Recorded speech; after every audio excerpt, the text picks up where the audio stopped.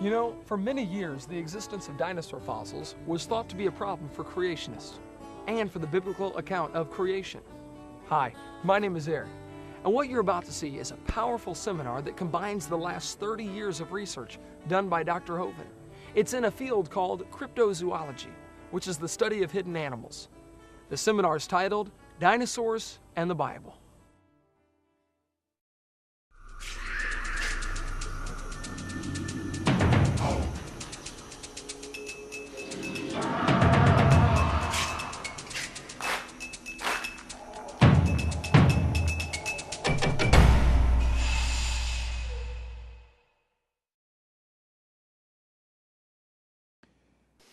Well, thank you for joining us. It's an honor to be here at Hyles-Anderson College in Indiana. How many have been to one of my seminars before or seen one of the videos before? Okay. And how many never have? And how many do not understand the question so far? Good. Same three as yesterday. Good. Well, my name's Kent Hovind. I taught high school science for 15 years, and now for the last 16 years, I've been an evangelist. I speak about 900 times a year now on the subject of creation, evolution, and dinosaurs. And I take the position that the Bible is literally true and scientifically accurate. And the evolution theory being taught in our schools in violation of the First Amendment is the dumbest and most dangerous religion in the history of planet Earth. No dumber idea ever. Anyway, I live in Pensacola, Florida. I have 3 kids, 1 of each. Got them all married, and the dog died. Praise God, I made it. I'm home free. And so far, 4 grandkids, and that's definitely God's reward for not killing your own kids when you thought about it. So hang in there, it'll be worth it all. All my family lives right around me, and they all work in our ministry. So it's great having kids that love the Lord. And a couple of them are back here at the back table back there, and one running the camera. We have in our backyard in Pensacola, Florida, Dinosaur Adventureland. I like dinosaurs. Our phone number is 479-DINO.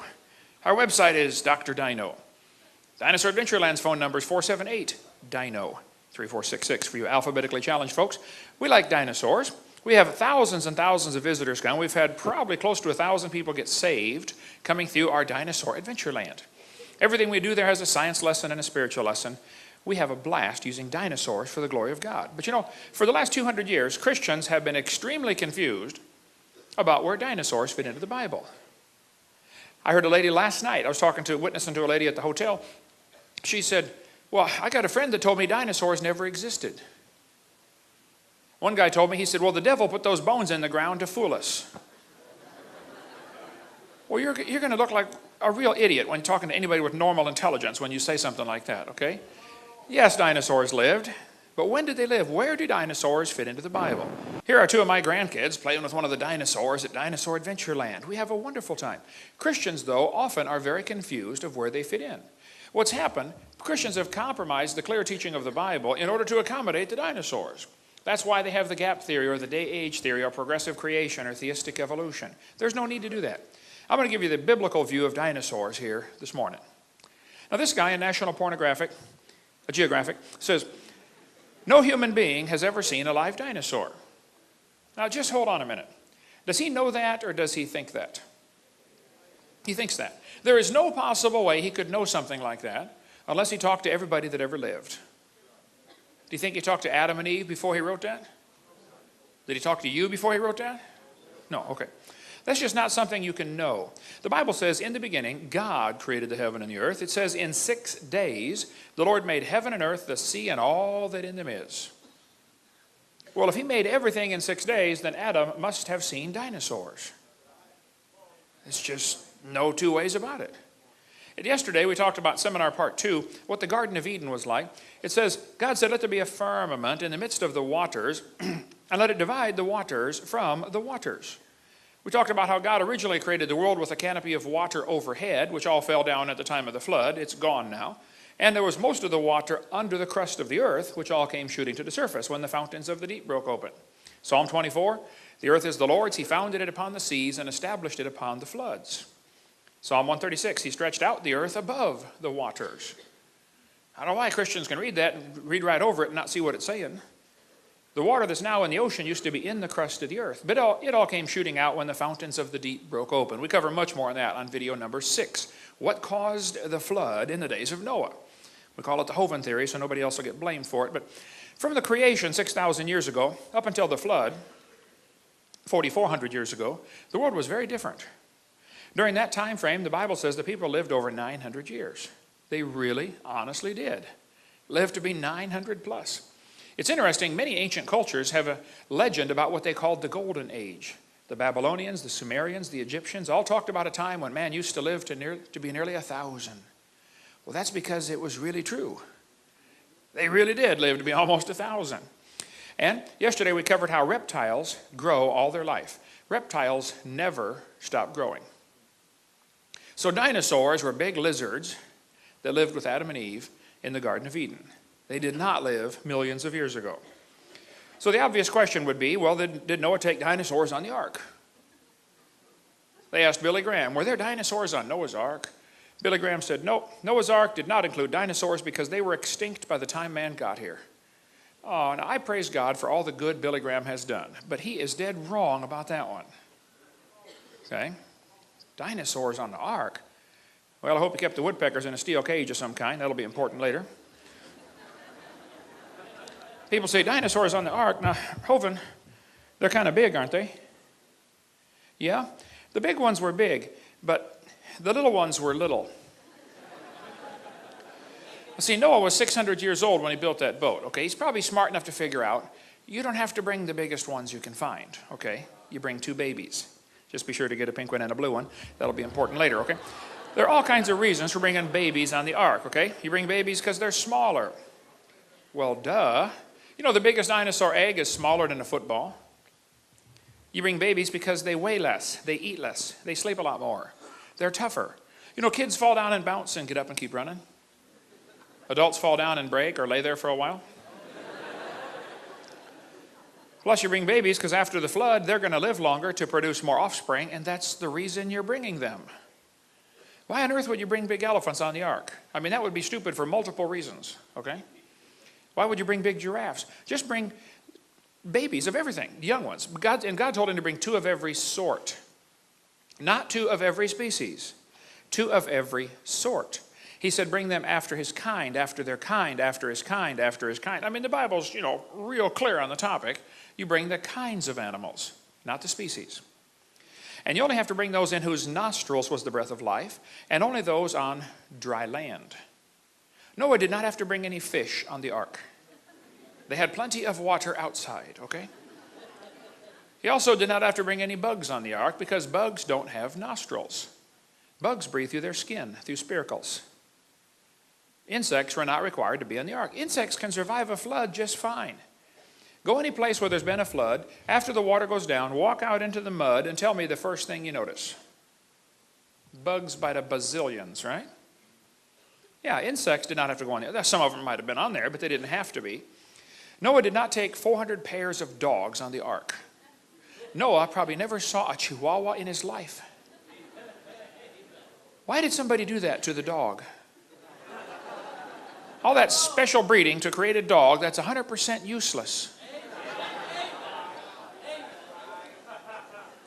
Noah probably just had a generic dog like my dog Nicky. We had Nicky for 12 years before I knew what kind of dog it was. A friend of mine came to the house one day and he said, Hovind, you have got a full-blooded Canardly. I said, a what? He said, your dog, look at that, that's a Canardly. I said, it is? He said, well, look at it, man, you can hardly tell what kind of dog it is. Ah, yeah, full-blooded Canardly, yep. Probably the horse and the zebra had a common ancestor, like this Mexican textbook says. And I would agree. The horse and the zebra had a common ancestor, but it looked like a horse, okay? 4-wheel drive, genuine leather upholstery. I mean, all the horse equipment, okay? Skeptics say, how did Noah fit those millions of animals onto the ark? Well, in the first place, he only brought land animals, okay? Secondly, you bring those with nostrils, no bugs. Thirdly, you bring babies. Now, that's just plain old common sense, right? Fourthly, you bring 2 of each kind, not every single variety. And since God made the kinds, and God told Noah how big to build the boat, I bet God had it kind of figured out, about what size to make it, Plus, how many were there? Many experts will tell you there are about 8,000 basic kinds of animals in the world. 8,000 basic kinds of animals. Noah had 2 of each kind, now 7 of some, I understand, but plenty of room on the ark for that. Some atheists say, well, Adam could never name all those animals in one day. Oh, come on. When I get excited, I can speak 350 words a minute. At 300 words a minute, you can name all the animals in 26 minutes. Dog, cat, elephant, aardvark, hamster. I mean, come on, it's not a big deal. Plus, you got to figure, Adam had an extremely high IQ. I mean, he came straight from the hand of God, fully programmed. He could speak every language in the world. Well, there's only one, okay? I mean, the guy could walk, talk, name all the animals, and get married first day. This guy's super high IQ, okay? No problem naming all the animals in a half hour. Okay, what's next, all right? What else you got for me, God? Plus, how big was the ark? I have atheists that I debate all the time. They'll say, well, Noah could never put all those animals on the ark. I say, really? How many were there? They say, well, we don't know. Oh, well, how big was the boat? Well, we don't know. All we know is he couldn't do it. Oh, I see. Is that the way this works? Okay. It beats what they believe. They believe 18 or 20 billion years ago, there was a big bang where nothing exploded and made everything. And 4.6 billion years ago, the earth cooled down and formed a rocky crust. Yes, the planet Earth cooled and a rocky surface was created.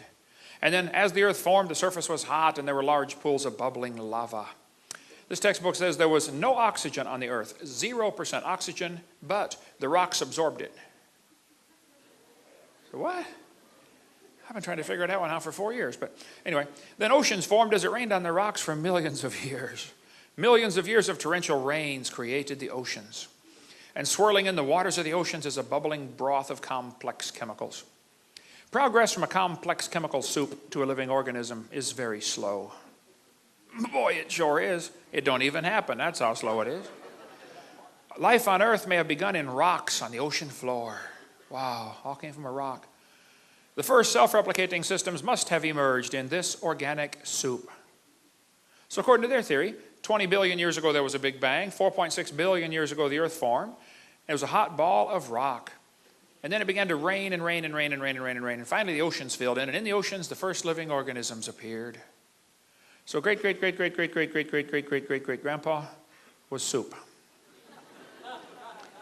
That's the evolution theory. I didn't make it up. They did. So, you can laugh at them if you like, as far as I'm concerned. But now, I asked me to come speak at this college in Boston one time. This pastor I was going to speak at the church, I said, brother, call some of the colleges and see if you can have a debate. I love to do debates against these guys in front of their own university. Well, he called every college within 100 miles of Boston. There are a lot of them. There's a lot of colleges around Boston. And finally, one college said, no, we don't want him to come have a debate, but he can come speak to our students if our professors can ask him any questions they would like. Because we would like to show our students how dumb you Christians really are.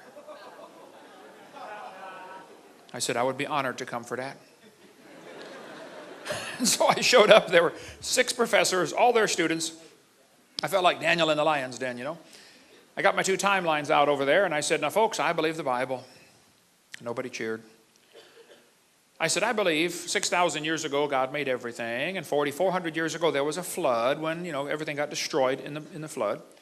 And then Noah had 2 of each kind, not species, kind on the ark. Now, since then, there's been a whole lot of new varieties produced.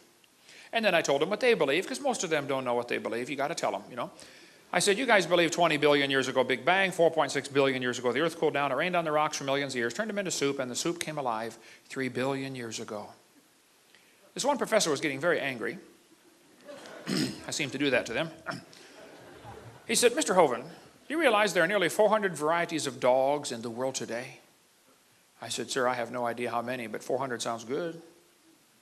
He said, do you mean to tell me that you believe all those dogs came from 2 dogs on Noah's Ark? You want me to believe that? I said, sir, would you look at what you're teaching your students? You're teaching your students that all those dogs came from a rock. He didn't have any more questions after that. I did a debate one time in university, and afterwards this lady came walking down the aisle. Boy, she was mad. The smoke was coming out her nose. She was angry at me. She came walking straight up toward me. I said, Lord, I'm coming home. She walked up, put her hands on her hips, and she said, tonight, you told everybody that we believe we come from a rock. We do not believe that. I said, ma'am, you need to calm down. You're going to blow a gasket. I said, ma'am, do you believe in evolution? She said, yes, I do. I'm a professor here at the university. I said, well, ma'am, would you please tell me then where we came from? She said, we came from a macromolecule. I said, and where did that come from? She said, from the oceans, from the prebiotic soup. I said, and where did that come from? She said, it rained on the rocks for millions of years. You could see it was slowly dawning on her. You know, I do believe I come from a rock. Yes, ma'am, you do. Better be careful going outside. Don't step on Grandpa. I found her life verse, saying to a stock, thou art my father, to a stone, thou hast brought me forth. There's Grandpa right there. Yep. I even found my daddy's life verse in the Bible. Lord, have mercy on my son, for he is a lunatic and sore vexed. Anyway, the Bible says the earth was corrupt and filled with violence. And God looked upon the earth, and it was corrupt. All flesh had corrupted his way upon the earth. And God said to Noah, the end of all flesh has come before me. The earth is filled with violence through them. I will destroy them with the earth. Make thee an ark. And Noah said to his boys, go for wood. We got to build a boat. And so they went and got all this wood, and they built this huge boat. Now after the flood was over, Noah's son had a baby and named him Arphaxad. Why would anybody name a kid Arphaxad? Can't you see that kid in kindergarten? What's your name, son? Arphaxad?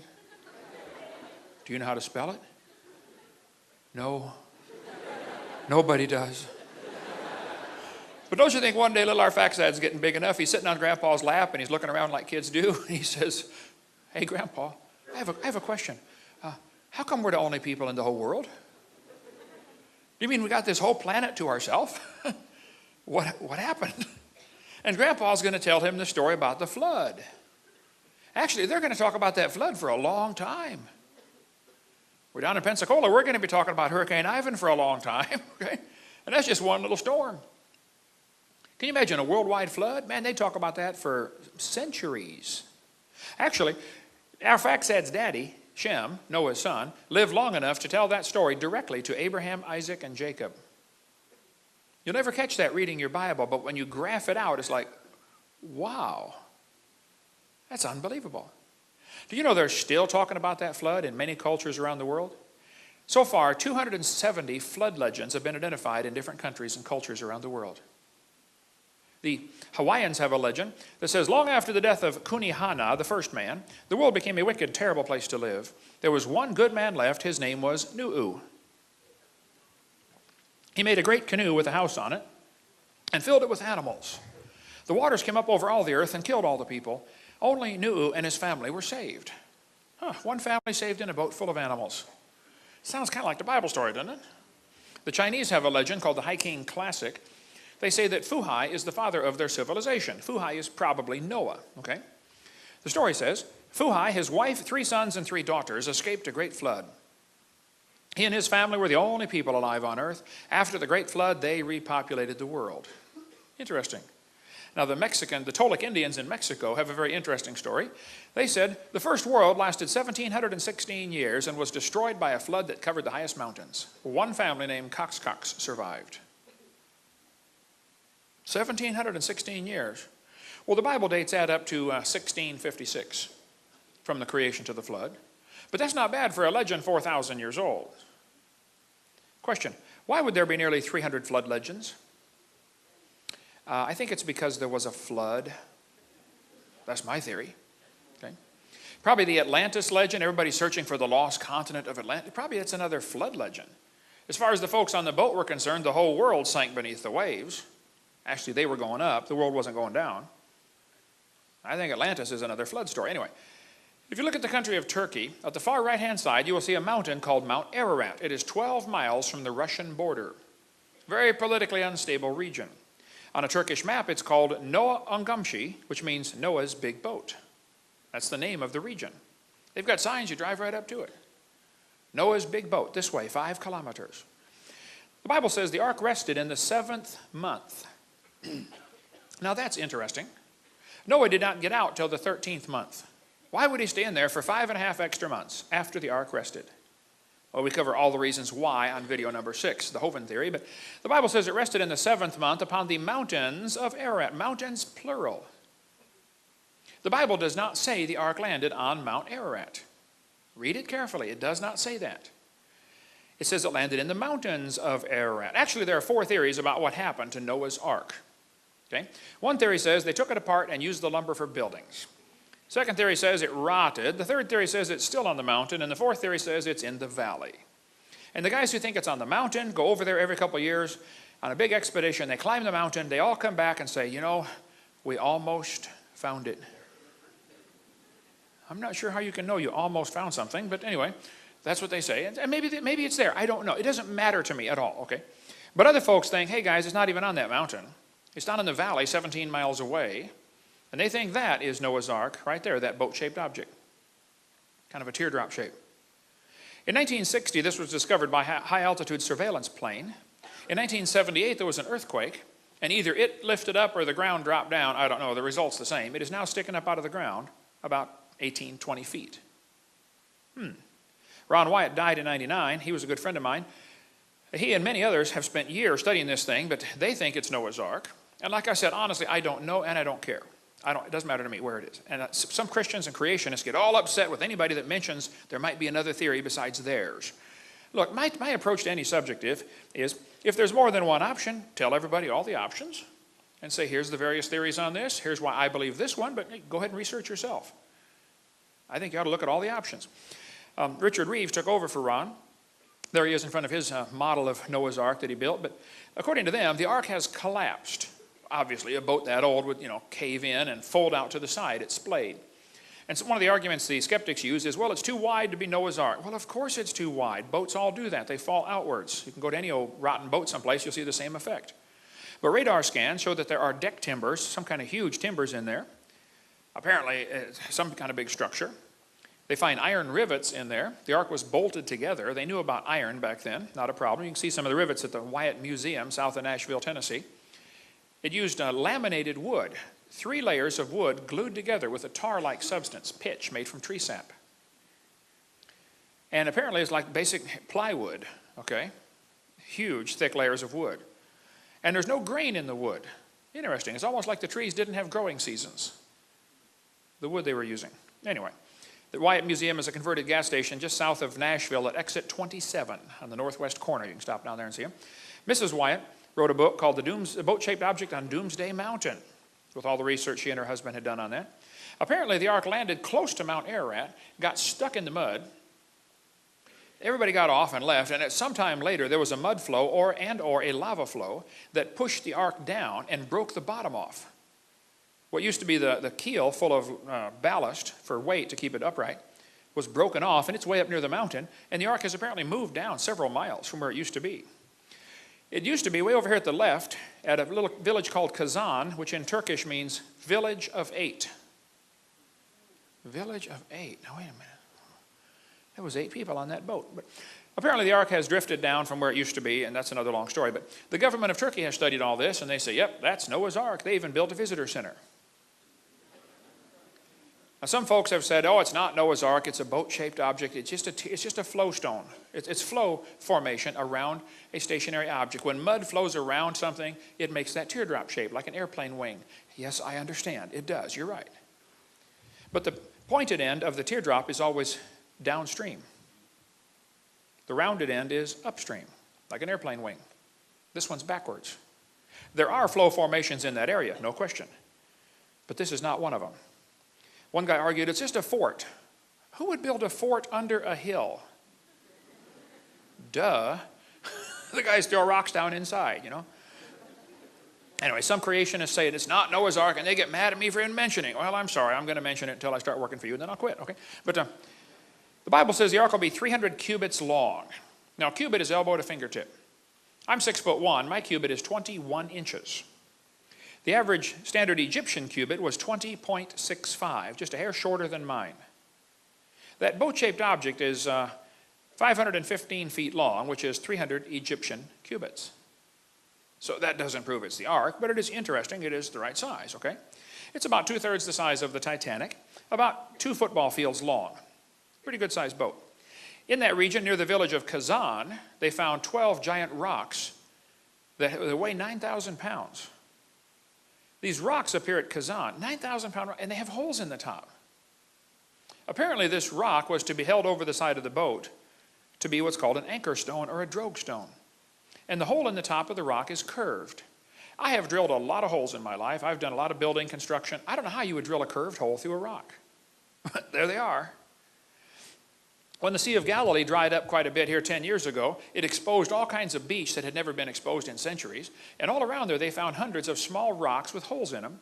It's a common practice in stormy areas like that to put rocks around the side of the boat to keep the boat stabilized. Give it some weight. If it gets windy, you drop them down into the water, and you now have a sea anchor all the way around the boat. But anyway, there are a lot of folks who think these rocks were actually drogue stones or sea anchors for Noah's Ark. What this would do, this would make the boat stable during stormy weather. It's almost like your anchor to the water, if you can imagine that. And if it really gets windy, the rocks are going to drag behind you, and now you're always perpendicular to the waves. You can't capsize.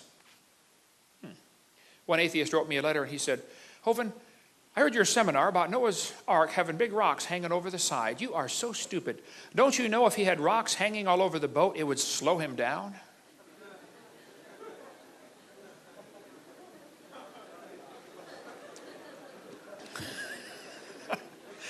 I wrote back, where was he going? There is no place to go, okay? The whole world's underwater, okay? He's just trying to float. You see, Noah, the instructions are real simple. Get in, sit down, float, land, get out, okay? You don't have to go anywhere. No sails. You don't have to steer the boat, okay? One atheist said, well, a sailboat was built with 6 masts and it leaked so bad because of the twisting from the sail. Well, Noah's Ark didn't have any sails, okay? It just was designed to float. And some people think it might have had a moon pool in the center because a long ship has trouble going over the waves. It tends to lift up and the ends are exposed and it tends to flex or break in the middle. Well, if Noah's Ark had a moon pool, that would solve the problem. What it is, it's a hole in the center. As the waves go up and down, the water goes up and down inside that hole. Of course, you got a wall built up on the inside. It's called a moon pool. As the water goes up and down inside that moon pool, going over the waves, it acts like a giant piston, forcing fresh air in and out of the boat every time you hit a wave. You might actually pray for a good wave once in a while. Hey, Lord, we're about to feed the elephants. Would you please send a wave? Yeah. Anyway, what happened to the dinosaurs when Noah got off the ark? You know, the question of what happened to the dinosaurs has been used in schools to start a conversation about evolution for a long time. One of Satan's favorite tools to use is dinosaurs because kids love them. I spoke at a public school one time to 300 first graders. Try that sometime. I drove a church bus for 17 years and taught junior church for 17 years. There were 300 first graders in this room I'm speaking, and I got my dinosaurs out and I said, boys and girls, I got a question for you. When did dinosaurs live? I mean, instantly, all of them shouted out, millions of years ago. I thought, now wait a minute. These kids are in first grade, okay? They can barely read. How do they believe that already? Where have the Christians been teaching the truth about creation? Why are we waiting till the kids get their mind polluted with evolution and then trying to win them back? Why don't we just not lose them to begin with? Why hasn't there been a Christian response to this dinosaur stuff? What the Christians did in the 1800s is they compromised their Bible with the gap theory to accommodate the dinosaurs, and then they let Satan have the dinosaurs. That's what happened, exactly. But anyway, there are 16 theories of what happened to the dinosaurs. One theory says an asteroid struck the Yucatan Peninsula in Mexico and killed them 65 million years ago. A scientist here in Indiana said, the dinosaurs killed themselves off with their own flatulence. They could not stand the heat. I'm not sure what to do about a theory like that, but here's the real reason they went extinct. Smoking. Okay. Anyway, what made the dinosaurs go extinct? Do you realize they're asking the wrong question? The question is not what made them go extinct. The question is, did they go extinct? See, the liberals are always real good at getting us to argue about the wrong subject. They're always asking me, should we have creation taught in public schools? I say, that's a good question, and I will be glad to discuss that. However, there's another question we should ask first, okay? The real question is, should we have public schools? Let's argue that one for a while first, okay?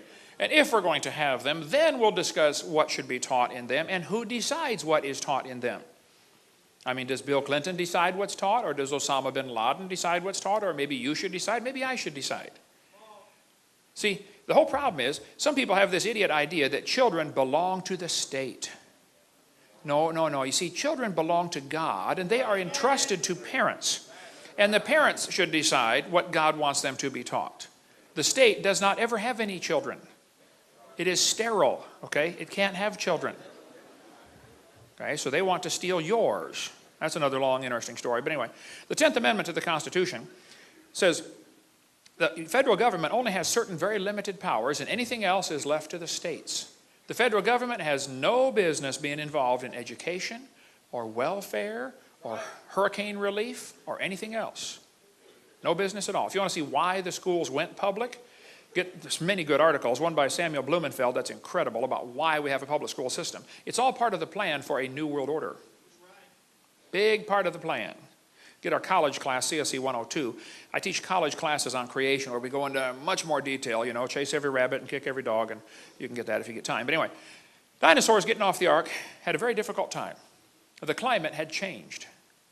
Things were different. Remember, before the flood they lived to be 900. Read your Bible. After the flood they only lived to be 400, and then 200, and then 100. Something changed. Well, for one thing, that canopy overhead was gone. Number two, the soil was now not loaded with minerals like it's supposed to be to have plants grow like crazy. And the atmospheric pressure was different. The canopy had collapsed. It was gone, I believe. Sunlight was now getting through, radiation, etc. Many more problems in the post-flood environment. Dinosaurs had two problems. Number one, the climate change. Number two, was probably worse, people hunted them. They killed them. Now, they didn't call them dinosaur, though. They called them dragon. See, the word dinosaur wasn't made up till 1841. So for most of human history, these creatures are called dragons. Did you know dinosaurs not even in the dictionary in 1891? For most of human history, they were known as dragons. Now, dragons are mentioned in the Bible 34 times. People say, why aren't dinosaurs in the Bible? Last night, I'm talking to this lady at the counter at the hotel. She said, well, dinosaurs aren't in the Bible. I said, that's correct. That word wasn't made up till 1841. And if you got the right Bible, that was translated 1611. So of course you're not going to find that word in there. Duh. But they called them dragons. Dragons are listed in the dictionary in 1946 as now rare. As the population of people began to grow after the flood, the population of dragons began to go down. Because nobody wants to live next door to a dragon. Same thing happened in Cobb County, Georgia, where Atlanta is today. Do you realize how many grizzly bears there are roaming around the woods right now near Atlanta, Georgia? 0. Do you know how many there were just 300 years ago? Hundreds. What happened to the grizzly bears in Cobb County, Georgia? Well, as people move in and civilize an area, the big ferocious animals are killed off or driven off. Happens everywhere. If it came on the evening news tonight that there were 5 grizzly bears roaming around Cobb County, you know what would happen by 6 o'clock in the morning? They'd all be dead. Because every redneck in 4 states would be out there with a rifle trying to shoot one. Right? And whoever could shoot the biggest one would be a hero. They'd have his picture on the front page. Hey, Bubba shot the grizzly bear and saved the village. Yeah, he did. Well, that's exactly what happened to the dragons.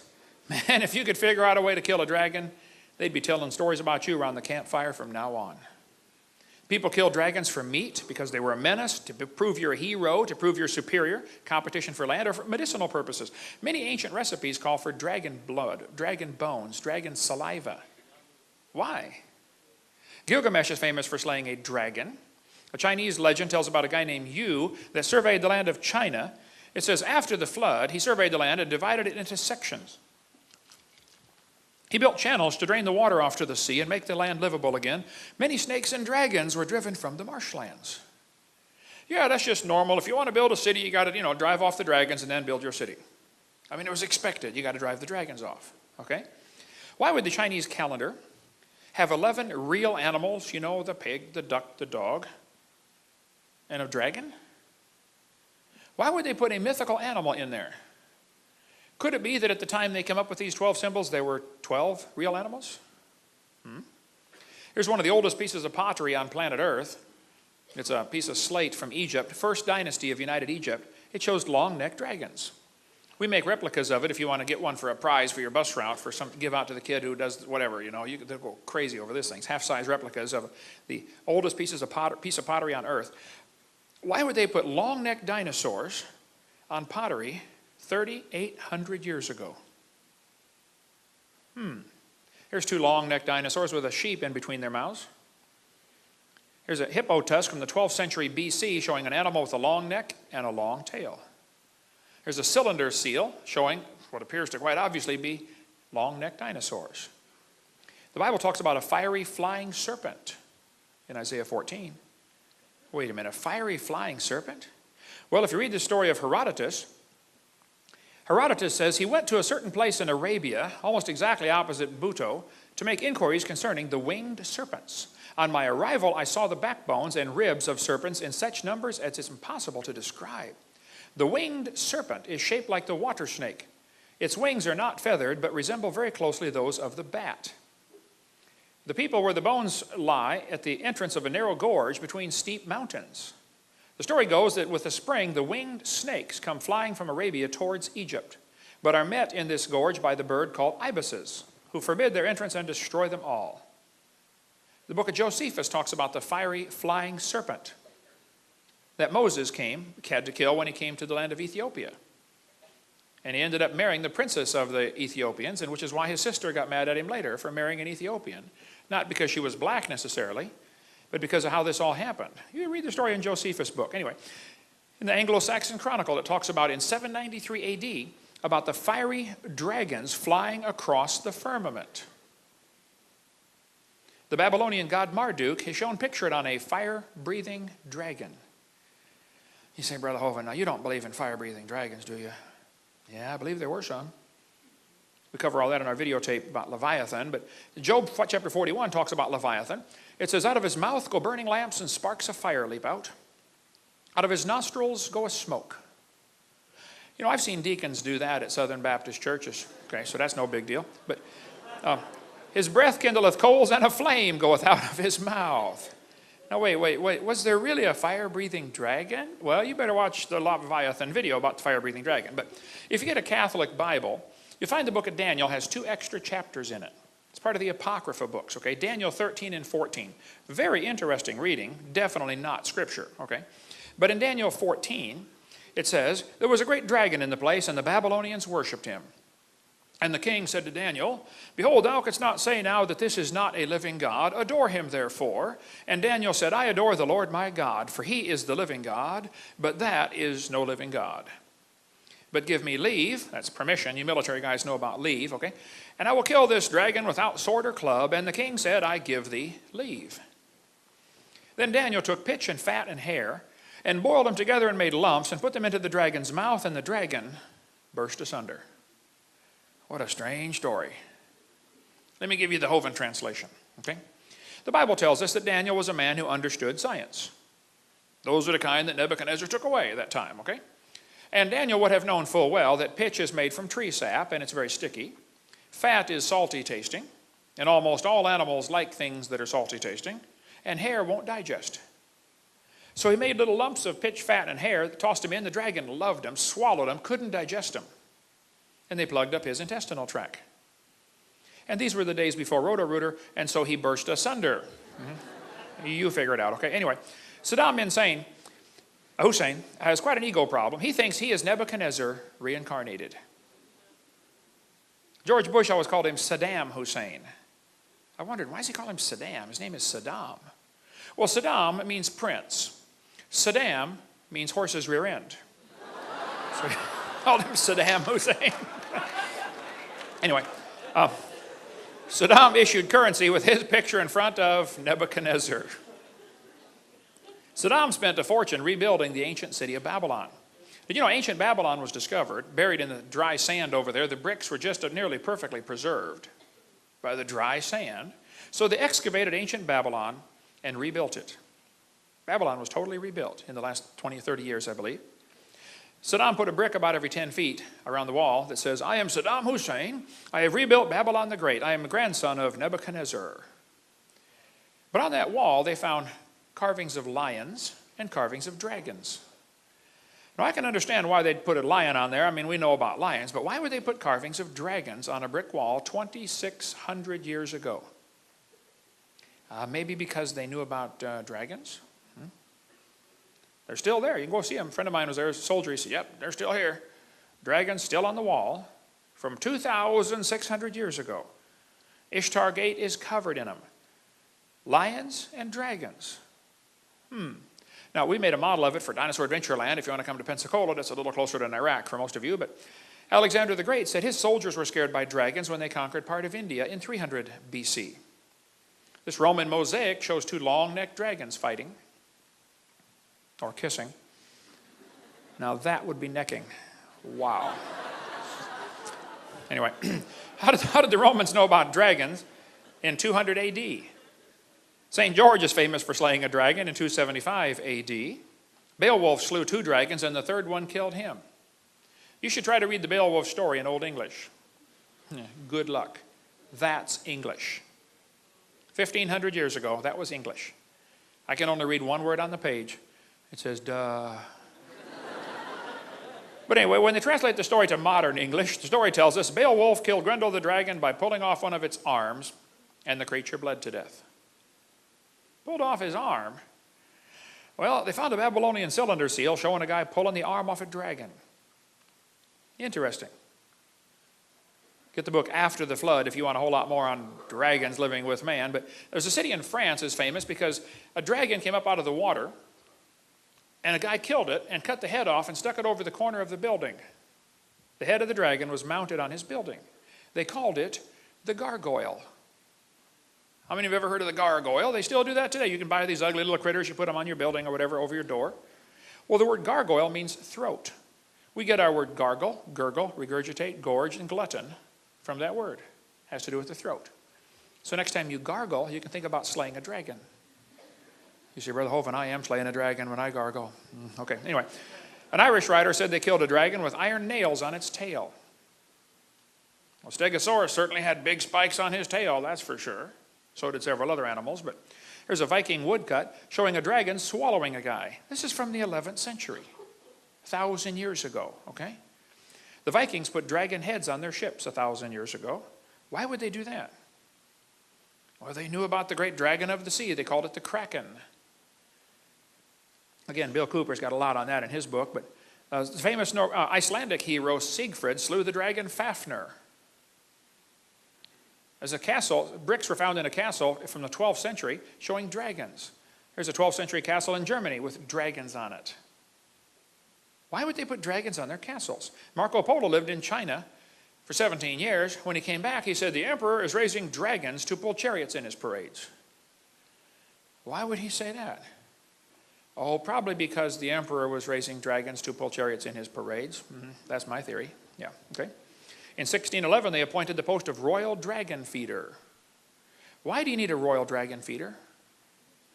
Let me guess, to feed the dragon. Yeah, right, okay. There's a 13th century castle with dragons on it. There's a grave from the 15th century showing, and carved in brass, 2 long-necked dinosaurs. 16th century castle has dragons on it. We've got 7 coins in our museum on loan. They're silver dollars from 1500s to 1600s, real silver dollars. All of them show somebody slaying a dragon. It was common 400 years ago. Everybody knew about slaying dragons. Of course, you got to slay the dragon. You know, that's just standard procedure. Save the dragon, rescue the princess, or whatever. I don't know. But here's a Russian medallion showing a guy killing a dragon. Bulgarian postage stamp has somebody killing a dragon. The crest of Lithuania shows somebody killing a dragon. A city in France was renamed Nurluk to honor the man who slew the dragon. Indians carved dinosaurs on the walls of the Grand Canyon. Why would they put dinosaurs on the walls of Grand Canyon? Maybe because they hunted dinosaurs around there. In 1925, some guys took a raft trip down one of the canyons out west, and they wrote a report. They saw one of these dinosaurs, and they said the fact that some prehistoric man made a pictograph of a dinosaur on the walls of this canyon upsets completely all of our theories. Oh, they upset his theories. Oh, no. He said about a year ago, a photograph of a dinosaur was shown to a scientist of national repute who was then specializing in dinosaurs. He said, it's not a dinosaur, it's impossible, because we know dinosaurs were extinct 12 million years before man appeared on Earth. Oh, hold on just a minute, okay? First place, it's not possible for you to know what happened 12 million years ago, okay? So let's just get that straight first up, okay? Secondly, notice he said 12 million. Now today the kids are taught dinosaurs died 65 million years ago, aren't they? 65 million years ago? It's interesting to see the inflation of the age of the earth. See, in 1770, they said the earth was 70,000 years old. By 1902, it was 2 billion years old. In 1969, it was 3.5 billion years old. Today, it's 4.6. Did you know the earth is getting older at the rate of 21 million years per year? That's 40 years per minute. Okay, it's aging rapidly, folks. Anyway, if you go to Blanding, Utah, you'll see carvings of dinosaurs on the cliff there. Apparently, they knew about dinosaurs in Utah. The Indians knew about them. They killed them, apparently. This is a cave painting in Australia showing a guy running away from what appears to be a dinosaur. I can't pronounce the name of this place in Canada, Mishapa something or other here, but it looks like these Indians have painted something on the cliff there that appears to be like a dinosaur with a dermal frill ridged on its back. This is a painting from Australia. These guys are all dancing around what quite obviously looks like a dinosaur. Apparently they're upset because it ate their friend. Okay, there's the friend inside. You know, give him back, please, right now. Anyway, this guy says nobody's ever seen a dinosaur. Well, why did they put them on their cave paintings? Why did they put them on ancient pottery? Why do we see so many legends of dragons if nobody's ever seen one? Down in Peru, they've got the driest desert in the world. It's only rained twice in 400 years, is my understanding. When the Spanish came across there in 1500s, they found white lines on the desert. They were obviously man-made. Somebody piled up the rocks. There's a pile of white rocks that goes sometimes for miles, straight as an arrow. These today are called the Nazca lines. How many of you have ever heard of the Nazca images? They got all these images down there and down in Peru. You can study that if you'd like. But strange, these images are interesting. But one of them shows a spider which has no eyes and one leg is longer than the rest. And for centuries, everybody thought, well, these were poor, ignorant, stupid people. You know, they forgot to put the eyes on, and they made the one leg longer by accident. Recently, there was a spider discovered in the Amazon jungle 1,000 miles away.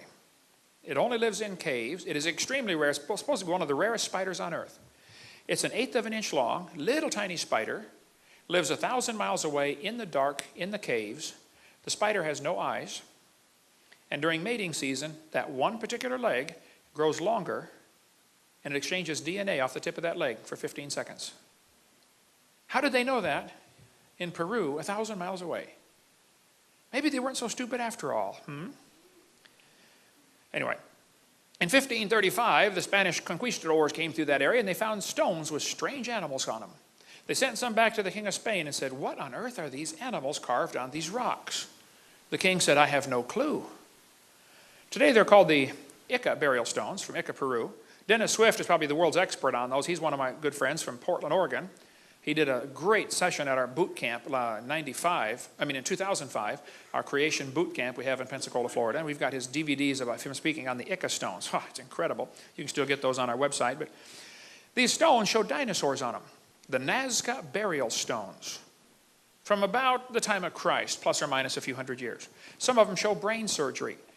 They find brain surgery instruments, hardened copper, tempered copper instruments for cutting into people's heads, apparently.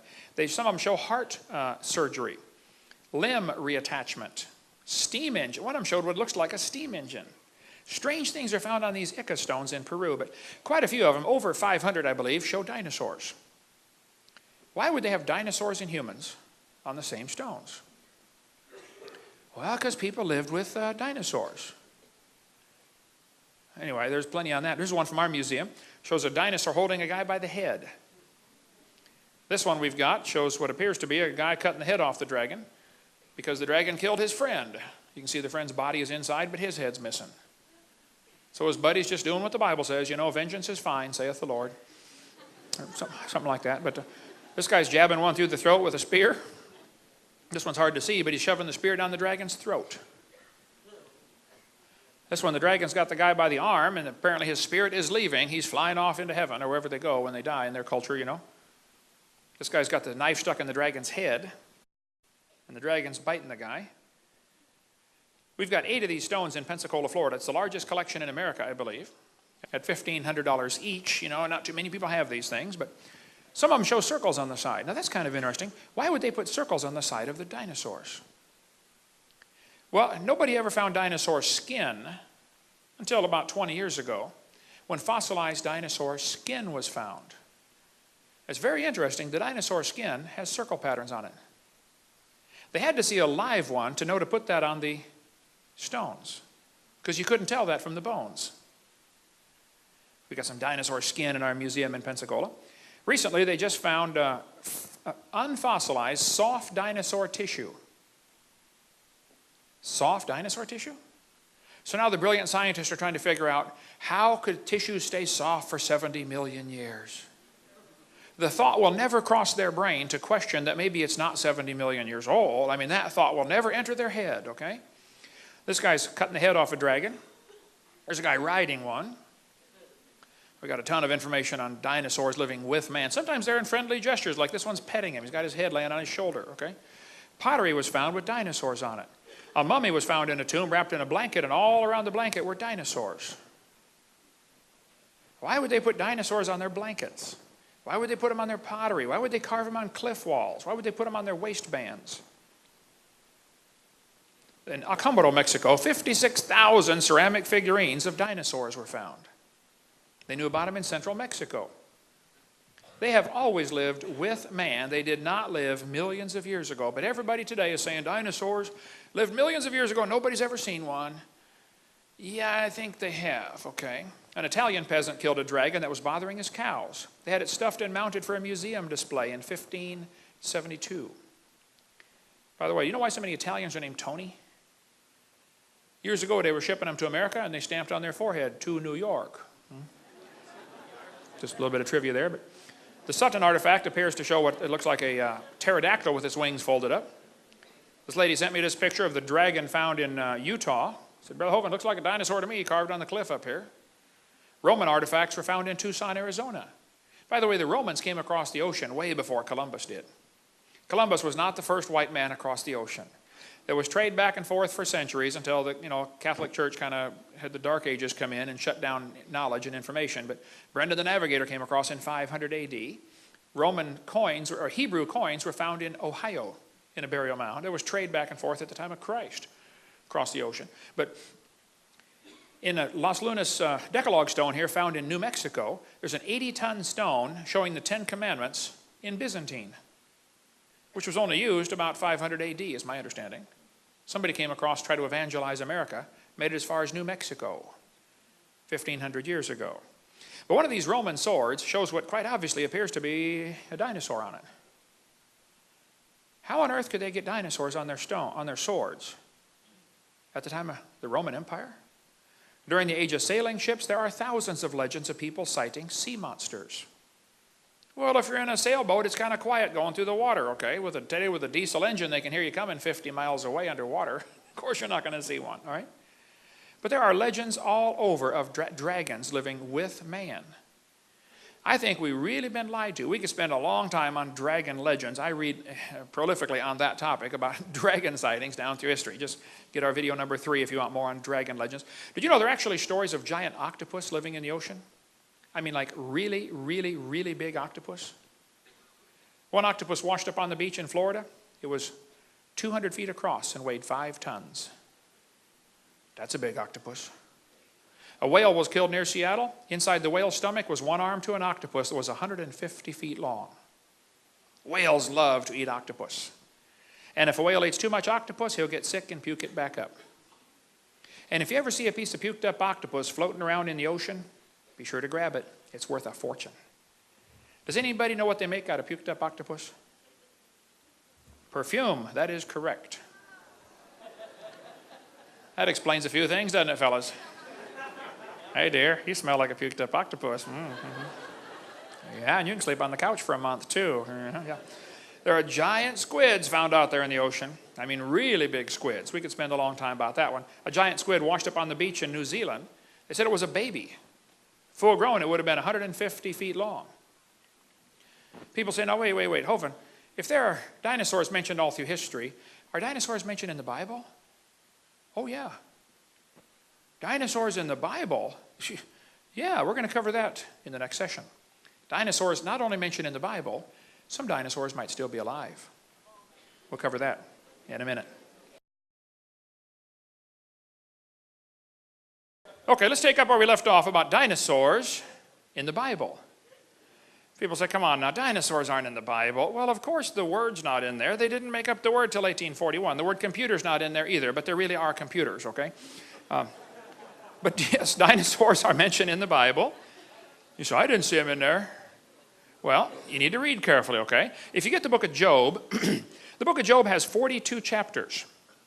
Just about dead center in the Bible, just before Psalms. You find a very fascinating book.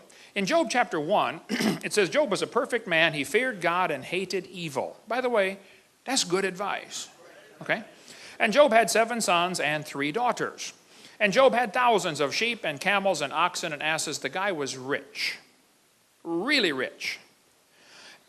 Job was probably written after the flood, but before the law was given in the days of Moses. Before the flood, they lived to be 900. After the flood, they lived to be 400. See, Job lived long enough to have 10 kids, all grown, out of the house. They all died. He had 10 more kids and saw his great-great-grandchildren from his second family. So you got to be living a long time to accomplish those things, okay? So those are the reasons why most people think the book of Job was written after the flood, during the time when they were still living to be, 400. Anyway, one day the messenger came to Job and said, Job, I got some bad news. The oxen and asses were stolen, and your servants got killed. And the sheep got burned up. Oh, and by the way, Job, the camels got stolen too. Stock market crash. Get it? Stock? Never mind. Okay. No. Another messenger came and said, Job, your kids all died. All 10 of your kids are dead. Job's having a bad day. And then Job said, the Lord gave, the Lord hath taken away. Blessed be the name of the Lord. Man, what kind of guy is this anyway? Hey, do you do that when bad things happen to you? Huh. Then Satan gave him boils from the top of his head to the bottom of his feet. And a boil is like the world's worst zit, and Job was covered in them. And his wife turned against him. You know, a man can handle just about any tragedy in life, but that's the toughest one right there. There's a verse you probably never heard preached on ever. Ephesians chapter 5 talks about, husbands, love your wives, and wives, submit yourself to your husband. You've probably heard that part preached on. I bet you never heard this part. Let the wife see that she reverence her husband. Treat him like a god. Offer him burnt sacrifices 3 times a day, okay? Amen. All right. Chapter 2, verse 10. And Job said, you speak like one of the foolish women. Can't we receive good at the hand of God and not evil? And then Job's 4 friends came to visit him. One of those guys was the shortest man mentioned in the Bible, Bildad the Shuhite. That's pretty short, okay? But these 4 guys came and they talked to Job for 35 chapters. Most of the book of Job is these guys explaining to Job why everything went wrong. They had to be Baptists the way I got it figured. They said, Job, you must have sinned. Eliphaz said, whoever perished being innocent? Job, the reason bad things are happening to you is because you sinned. Now, folks, that is the wisdom of the world, okay? That is not true. See, if something bad happens to somebody, you don't know why it happened. You should love them, pray for them, encourage them, and shut up. Don't go to the hospital when they get their gallstones out and say, hey, brother, these aren't gallstones. These are tithes and offerings. God's getting them out of you one way or another. Don't do that, okay? Let God take care of why everything went wrong. He can handle them just fine, all right? So Job is sitting there scraping the pus out of the boils by the graves of his 10 dead kids thinking, God, would you please answer me? Why did this happen to me? Folks, you don't have to live on this planet very long before you're going to be asking that question. God, why did you do this to me? Now, I don't want to drag skeletons out of anybody's closets, okay? But maybe you've had tragedy in your life. I know a little bit of what I'm talking about. I've got 3 kids here and 3 in heaven already, okay? Yes, tragedy comes to good people trying to do right. It happens, all right? But if something bad happens, what's your response? Job said, I wish the Lord would answer me. See, Job didn't know about Romans 8:28. God said, we know all things work together for good. To them that love God, to them that are the called according to his purpose. Now this verse does not say everything that happens is good. It doesn't say that. It says it'll work together for good. I'll show you. Has anybody ever been hungry? You ever been hungry before? Suppose you come to my house, you knock on the door, say, hey, Hovind, I'm hungry. I'll say, come on in, man. I'm going to give you a cup of flour. That don't sound too good. I got it. How about a spoonful of salt? Now, that'll fill you up. That ain't going to help. I got it. How about a spoonful of baking soda? Now, that will wake you up in the morning.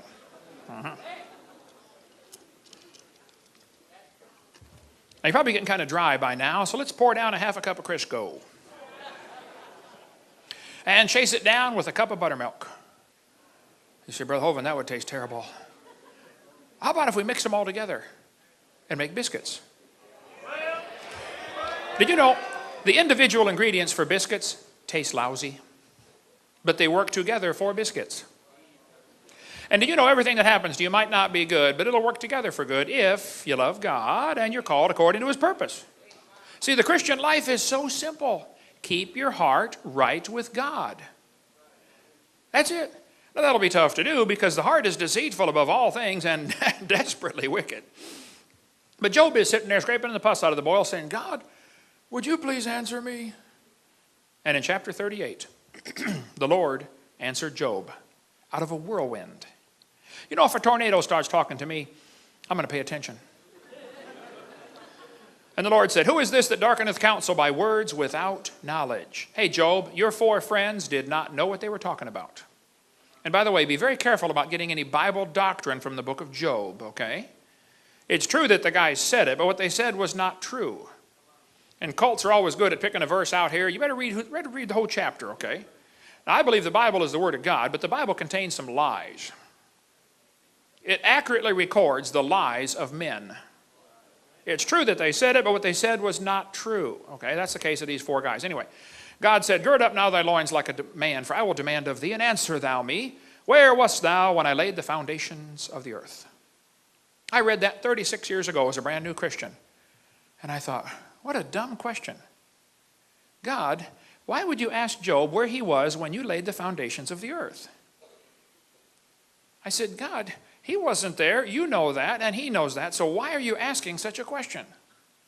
How many of you were here when God built the earth? Was anybody here when God made the earth?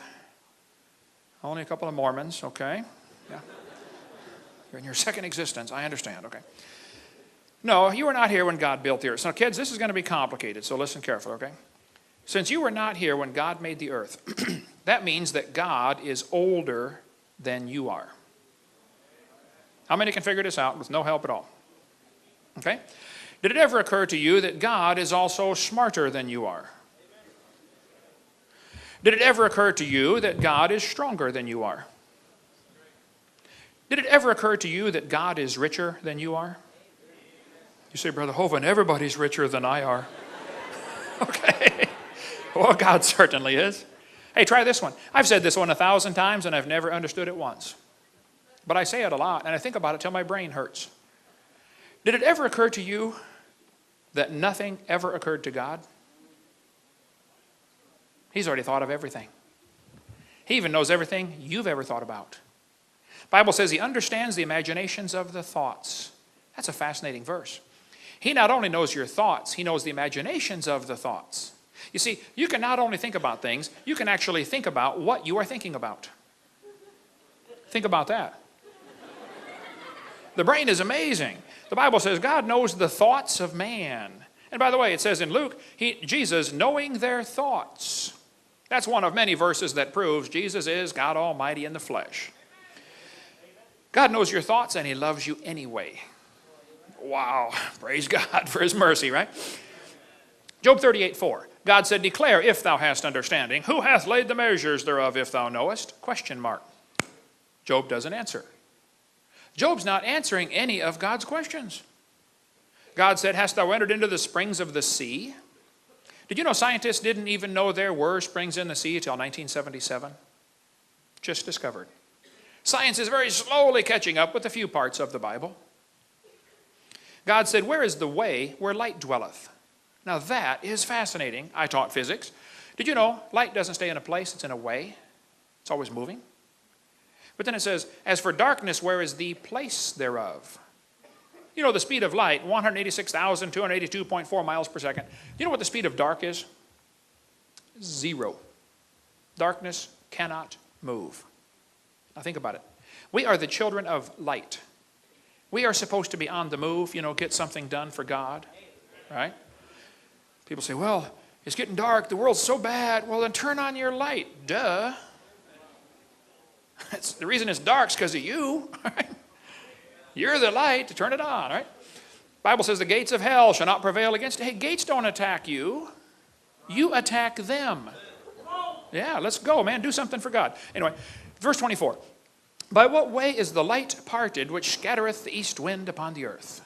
Now, wait. Is God telling Job that the light causes the wind? He sure is. And you can ask any weatherman, that's exactly correct. The sunlight causes the wind patterns. The ground heats up, expands the air. We have wind on earth because of the light. Just like God said 4,000 years ago. God said, canst thou send lightnings? Boy, it's a good thing I can't. How many of you can think of somebody that's lucky to be alive because you cannot send the lightnings? I can think of several. Yes, I can. God said, canst thou send lightnings that they may go and say unto thee, here we are. Now, wait. Is God telling Job that electricity can be used to send a message? Like radio, cell phone, microwave, TV? Electricity sends a message 2 different ways. Through the electricity through the wire and also through the electromagnetic force, the radio waves coming off of it. God told Job that 4,000 years ago. Marconi and them guys had discovered it in the last few hundred years. God asked Job 84 questions. Job never answered one. These are the kind of questions that don't need an answer. The question was designed to change the person's attitude. These are the same kind of questions you dads have to ask your kids. See, I've got 3 kids, 1 of each. I know what I'm talking about. Kids get to a certain age, and they get kind of cocky, and they think, you know, they should make the rules around the house. The kid comes in one day and says, hey, Dad, listen. I believe I should be allowed to stay out till 4 in the morning with my friends. After all, I'm 10 now. And Dad says, hold on just a minute, kid. You'd like to know why you can't stay out till 4 in the morning.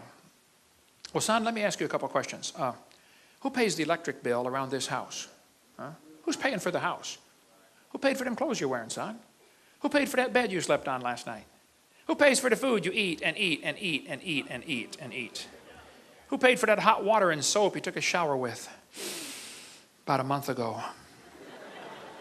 Let's just get it straight, son. The Bible is very clear. He who payeth the bills maketh the rules. 2 Opinions, chapter 4. You see, son, me, Dad, you, kid. And if you're going to sleep under my roof and eat my food, you're going to do it my way. And if you want to do it your way, well, then go get your own roof to sleep under and do it your way. See, that's the golden rule, son. He that hath the gold maketh the rules. Who do you think you are, kid? Where were you when we bought this property and cleared this land and drove off the grizzly bears and marched uphill to school 40 miles in the snow, barefoot, both ways? How many got the same speech when you were growing up? You know, okay, good. Let's get it straight, son. Me, Dad, you, kid. I think that's what God's doing to Job. God asked Job 84 questions. Job never answered one. But Job got an attitude adjustment. See, Job had the same problem that most of us have. He did not have a good appreciation for who God was. Come to chapter 40. God said, behold now behemoth. Well, what on earth is a behemoth? Well, whatever it was, Job could behold it. Because God never tells you to do something you can't do. See, God would not say, behold now behemoth, if he could not behold now behemoth. That's deep theology, I know, okay, but think it through, all right? Now, some reference Bibles say behemoth is probably the elephant or hippopotamus. Oh, that is ludicrous. I believe behemoth is the long-necked dinosaur. Now, there are 13 different long-necked dinosaurs, okay? There's the brachiosaur, the apatosaur, the cetosaur. He's got the big seat, okay? There's the blondosaur. You have to talk to her kind of slow, okay? I think behemoth is the brachiosaurus. It says he eats grass as an ox.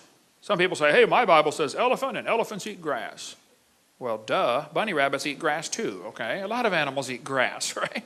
Look at the next verse. His strength is in his loins, his force is in the navel of his belly. The biggest part on him is his belly. And they say, well, elephants have a big belly. Yes, I know. Hippopotamus have a big belly. Brachiosaurus had a big belly. He has a big belly. So does he. That is just sick. Who would pose for that? Anyway, it says, he moveth his tail like a cedar. Now hold on a minute. His tail is like a cedar tree. Have you ever seen an elephant's tail? I mean, would that remind you of a cedar tree? Or a hippo tail? Not like a cedar tree. Now, Brachiosaurus tail, yeah, that's a little more like a cedar tree than the rest of them, okay? You know, before they put those footnotes at the bottom of the Bible, I think they should be required to read the passage at least once and then comment on it, okay? By the way, you preachers, if you're going to preach on a passage, at least read it once before you preach on it, okay? Yeah, all right. Anyway, next verse says, his bones are as strong pieces of brass. His bones are like bars of iron. He has big, heavy-duty bones, and they did. This is a real dinosaur toe bone I've got in my museum in Pensacola. One of the knuckle bones from a Brachiosaurus. Now, this will be kind of complicated, so listen carefully. The reason he had such big toe bones is because he had big toes. How many can figure that out with no help? 4, 5, 6, okay. And the reason he had those big toes is because he had a big foot. There's a kid taking a bath in a brachiosaur footprint. Pictures on the book right here on the steps. And the reason he had that big foot is because he had a big leg to hold up. His front leg is 20 feet tall. The biggest dinosaur found so far is 60 feet to the top of the head, found in Oklahoma. They say it's going to take them 20 years to dig all the bones out of the ground because it is a government project. They say when it was alive, it probably weighed 100 tons. Now, 100 tons is equal to 14 school buses put together. That means if he was to come by and step on you, you would be deeply impressed by him. You would be road pizza. By the way, speaking of government projects, I got to share with you my new invention that's going to make me the richest man on planet Earth. I'm going to save so much money for the highway department, construction crews, utility companies, and the military. Oh, and all I want is 10% of the savings, and I'll be the richest man on planet Earth. I have invented a shovel that will stand up by itself. You won't need to pay those guys to lean on it anymore. Thank you, I know. Next verse says, he's the chief of the ways of God. He's the chief. That's the Hebrew word, reshith, which means he's the chief, he's the principal, he's the biggest animal God ever made. Well, that would not be the elephant or hippopotamus. It'd be the Brachiosaurus. And that kind of fits the pattern for the way the devil works, you know. Whenever God makes things, the devil tries to destroy them. God makes beautiful things, and Satan always tries to destroy them. Hey, question. How big is your God? I mean, do you ever think about that? When you stop and pray, and you say, Heavenly Father, do you have any idea who you're talking to? I mean, have you ever stopped and just thought about that? Who are you about to talk to? I mean, you sit down for lunch, you know, and you're going to pray. Okay, bless the bunch as they crunch the lunch, amen. We expect God to come like a puppy dog when we call, don't we? Okay, God, I got time for you now. Pay attention. Now, here's my prayers. Give me this, give me this, give me this, give me this, and give me this, and give it quick. That's about what it boils down to, isn't it? I mean, have you ever stopped and really thought who you're talking to? How big is your God? Hey, is your God big enough to tell you what to do, and you just simply do it without question? For instance, does God tell you what kind of clothes to wear? Now, 1 Timothy says the women should dress modestly. See, my daddy always said, if you're not in business, don't advertise. Yeah, okay. Does God tell you how to cut your hair? 1 Corinthians says it's a shame for man to have long hair. Oh, when I got saved, I was a lifeguard. Nice suntan, long blonde hair. I read that and said, oh, wow, I better go cut it. It's just a no question. It's a no-brainer. God, you're not happy? Yes, sir. It's absolutely no-brainer. How big is your God? I mean, who is God of your life anyway? If he's really God, then you read the book, you do what he says, end of story. Hey, does God tell you what kind of speech to have? Ephesians 4 says, let no corrupt communication proceed out of your mouth. Is God happy with everything coming out of your mouth? Out of the abundance of the heart, the mouth speaketh. That's a good verse to quote to somebody when you hear him cuss, by the way. Does God control what you watch on TV? Psalm 101 says, I will set no wicked thing before mine eyes. Hey, do you put wicked things in front of your eyes? Suppose you made a rule around, just suppose you made a rule around your house. If you hear a cuss word on TV, you're going to shut it off for 2 hours. If you see somebody immodestly dressed, you're going to shut it off for 2 hours. If you see somebody drinking alcohol, you're going to shut it off for 2 hours. What if you just made those 3 simple rules at your house? How much TV would you watch? None. So you might as well sell it and give that $30 a month for the cable bill to a missionary, and we could win the whole world to Christ, couldn't we? Yeah.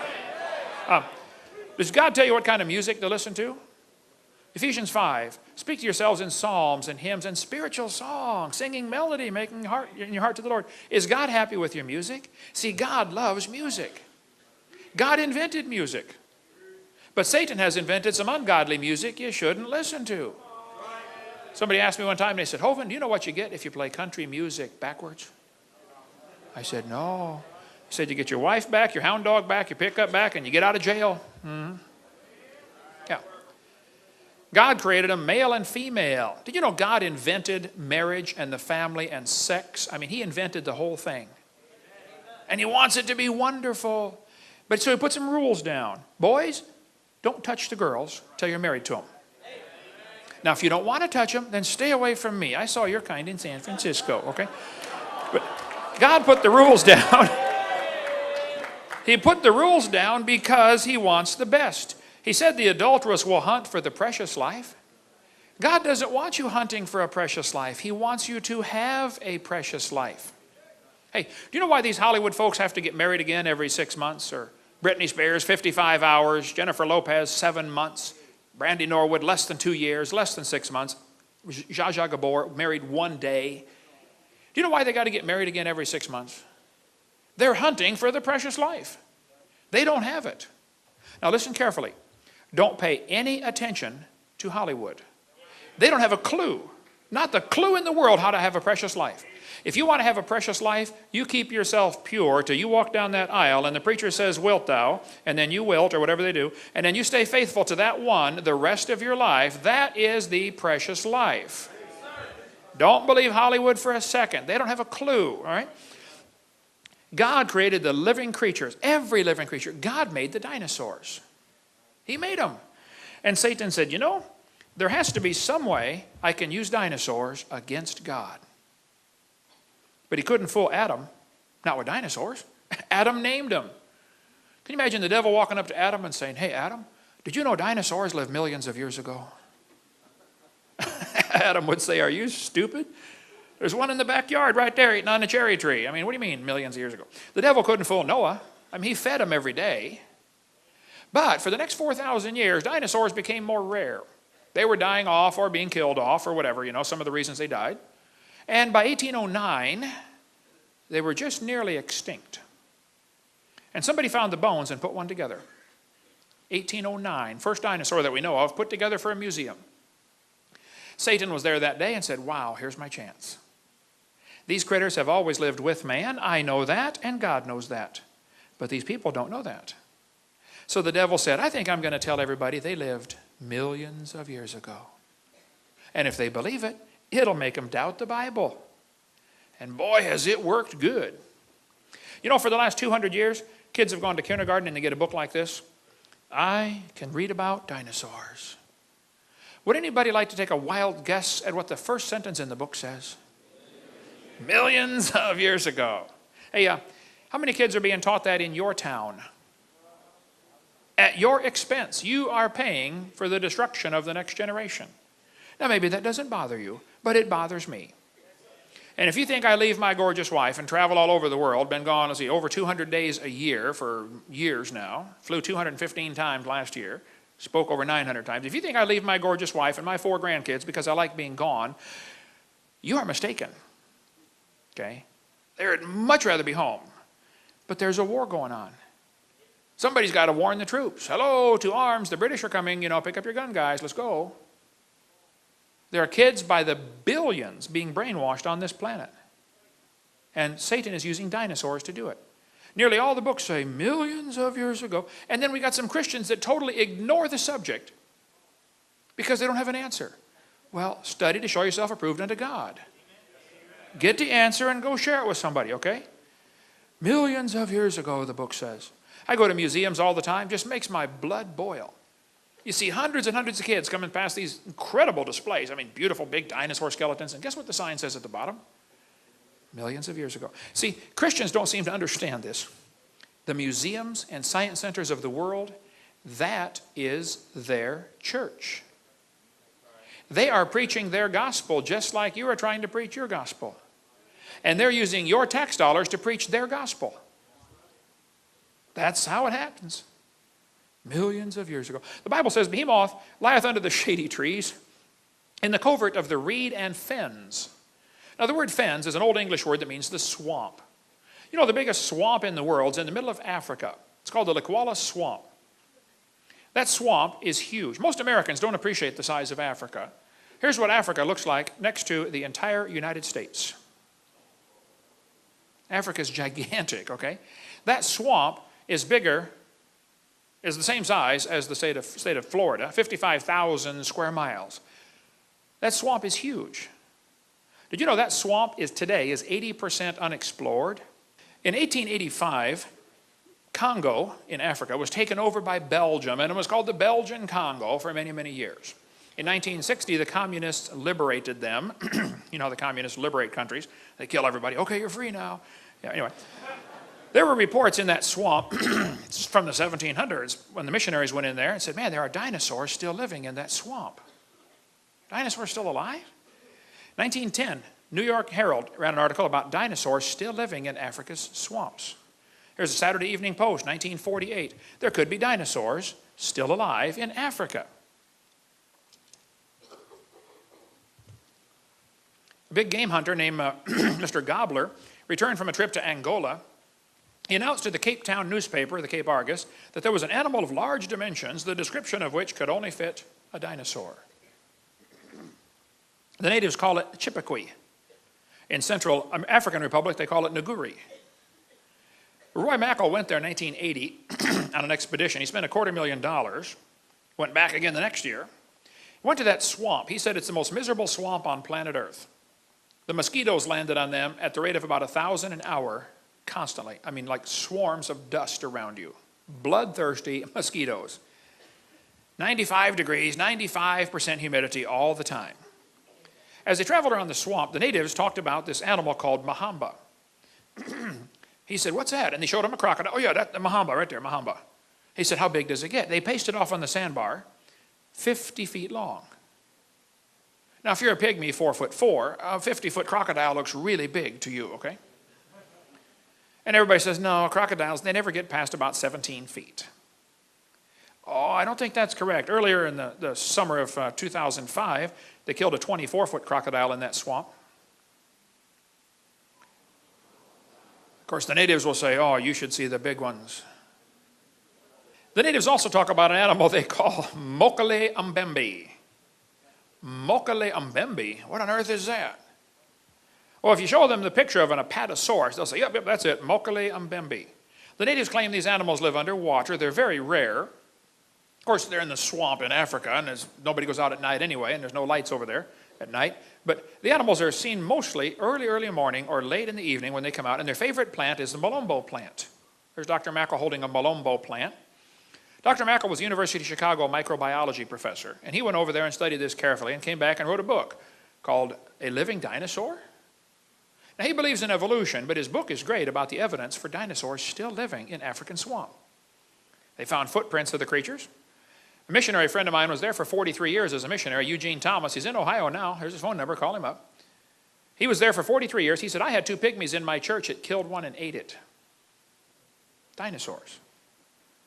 There have been reports of these creatures in that swamp for a long time. One Belgian Congo biologist went up there, upriver 500 miles from his house and he said he saw one, but his camera malfunctioned because the high humidity apparently ruined all the mechanisms inside. I don't know.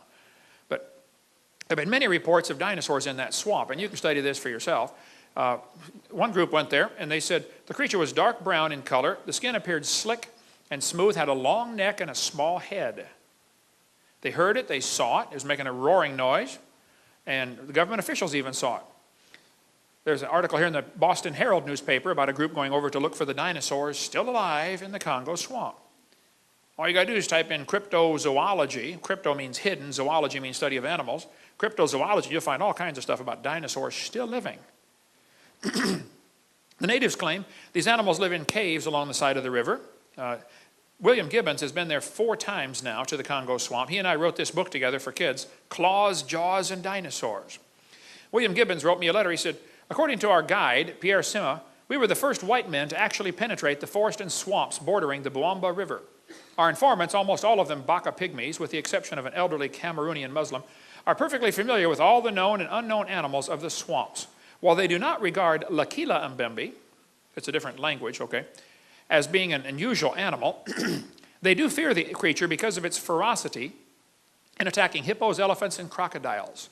The animal appears to be completely intolerant of any other large creature that shares the river and controls large stretches of the river, particularly where the food supply is present. The 2 suspected dinosaurians, Mokele Mbembe and Ngubu, are observed and encountered on a regular basis. I questioned an older Baka couple that work on Pierre's plantation. Like most pygmies, they are very familiar with the flora and fauna of the region. I presented them with our book of known African animals and dinosaur illustrations. About 98% of the dinosaur illustrations were rejected, except for 2, which they picked out without hesitation, that they had observed, a sauropod dinosaur and a triceratops. Now, why would people in the middle of the swamp in Africa say, oh yeah, we've seen that one? Missionary Cal Bombay was there for years in Kenya. He said he and his wife saw one of these creatures, but the plates on the back were bigger, more like a stegosaurus. Down in South America, they've got the Amazon jungle, which is huge. In 1907, the British Army sent Colonel Fawcett to mark the boundary between Brazil and Peru. He was an officer in the Royal Engineers and was known as a meticulous recorder of facts. In the Beni swamps, he said he saw what he believed to be a diplodocus. The natives and the tribes around there say, oh yeah, that animal still lives out here in the swamp. Colonel Fawcett's son made sketches of the footprints. In 1883, Scientific American ran this article before they got committed to evolution. An article like this would never make it in Scientific American today, because now they're dedicated to preserving the theory. But they said the Brazilian minister at La Paz, Bolivia, had remitted to the Minister of Foreign Affairs in Rio photographs of drawings of an extraordinary saurian killed on the Beni after receiving 36 balls. By order of the president, the dried body, which had been preserved and was sent to La Paz. It was 12 meters long, 39 feet, from snout to point. It had scale armor. The neck is long, the belly large and almost dragging the ground. Professor Gilvetti examined the beast, said it's a member of a lost species.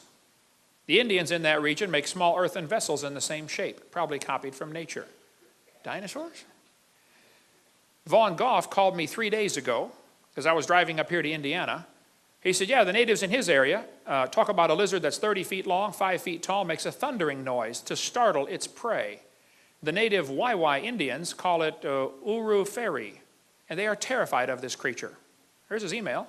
Vaughn@goffministries.org. Email him. They talk about dinosaurs still in the swamp down there. Here's a giant snake that was killed several years ago, 35-foot snake. It had eaten a man who fell asleep on the job. Stay awake on the job, fellas, okay? This snake was reported in Indonesia being 49 feet long. I don't know if it's true or not, but I mean, people might have exaggerated, but that's the reports of a giant snake down there. Colonel Fawcett said he killed a 62-foot anaconda snake. And the natives were terrified. They said, Colonel, if there's one, there's going to be another one. The officials of Brazil-Colombia boundary in 1933 killed a 98-foot snake, 2 feet in diameter, weighed 2 tons. The cook from a hotel in Amazon said they saw a 100-foot snake that the military hunted down after it killed and eaten 2 soldiers.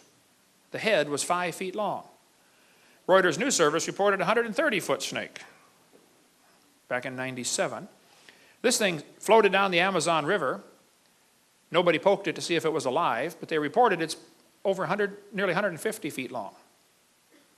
Amazon River is huge. Halfway up where a former student of mine was a missionary for years, he said the Amazon River way back here is 9 miles wide. That's a big river. There's a lake in Scotland called Loch Ness. Has anybody ever heard of Loch Ness?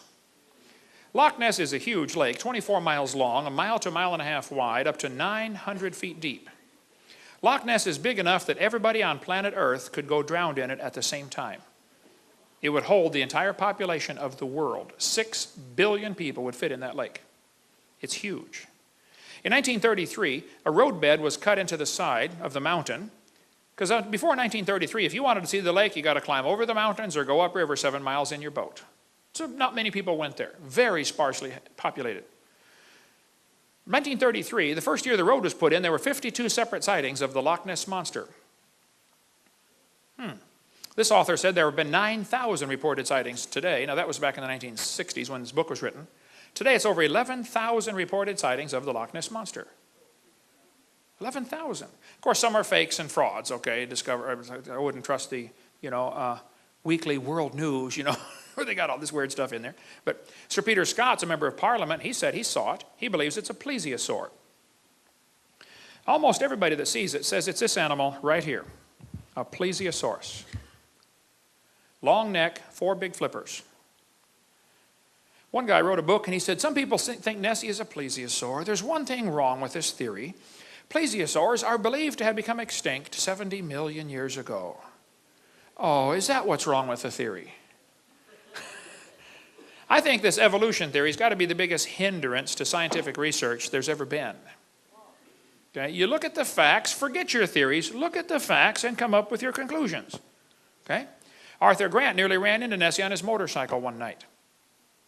He said, I had a splendid view of the object. In fact, I almost struck it with my motorcycle. It had a long neck, large oval-shaped eyes on top of a small head.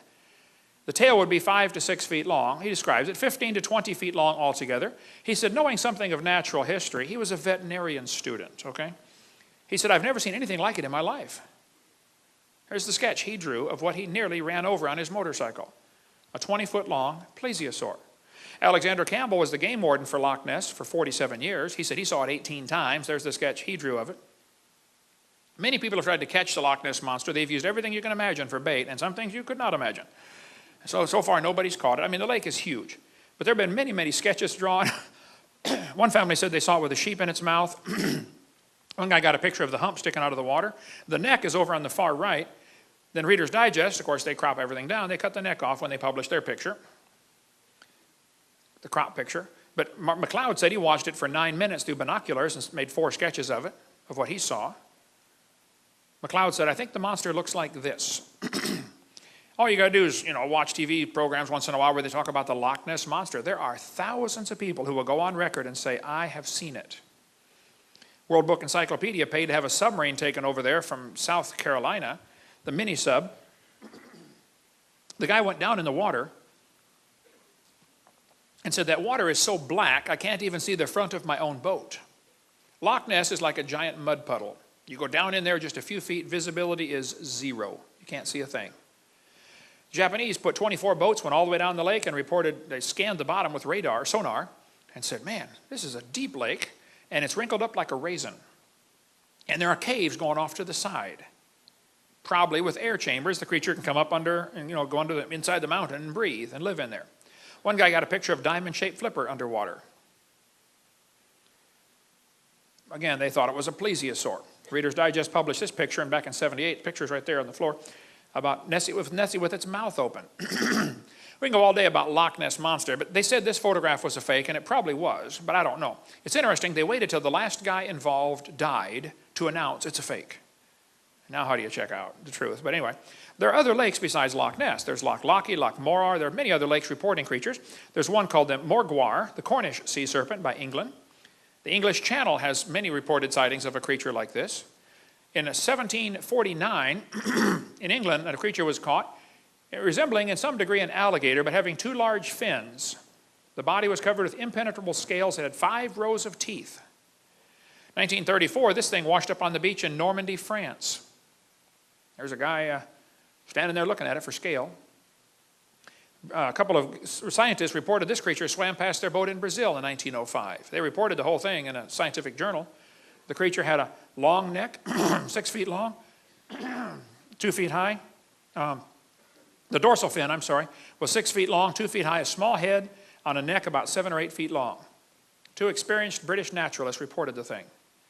And again, we can go all day on reported sightings.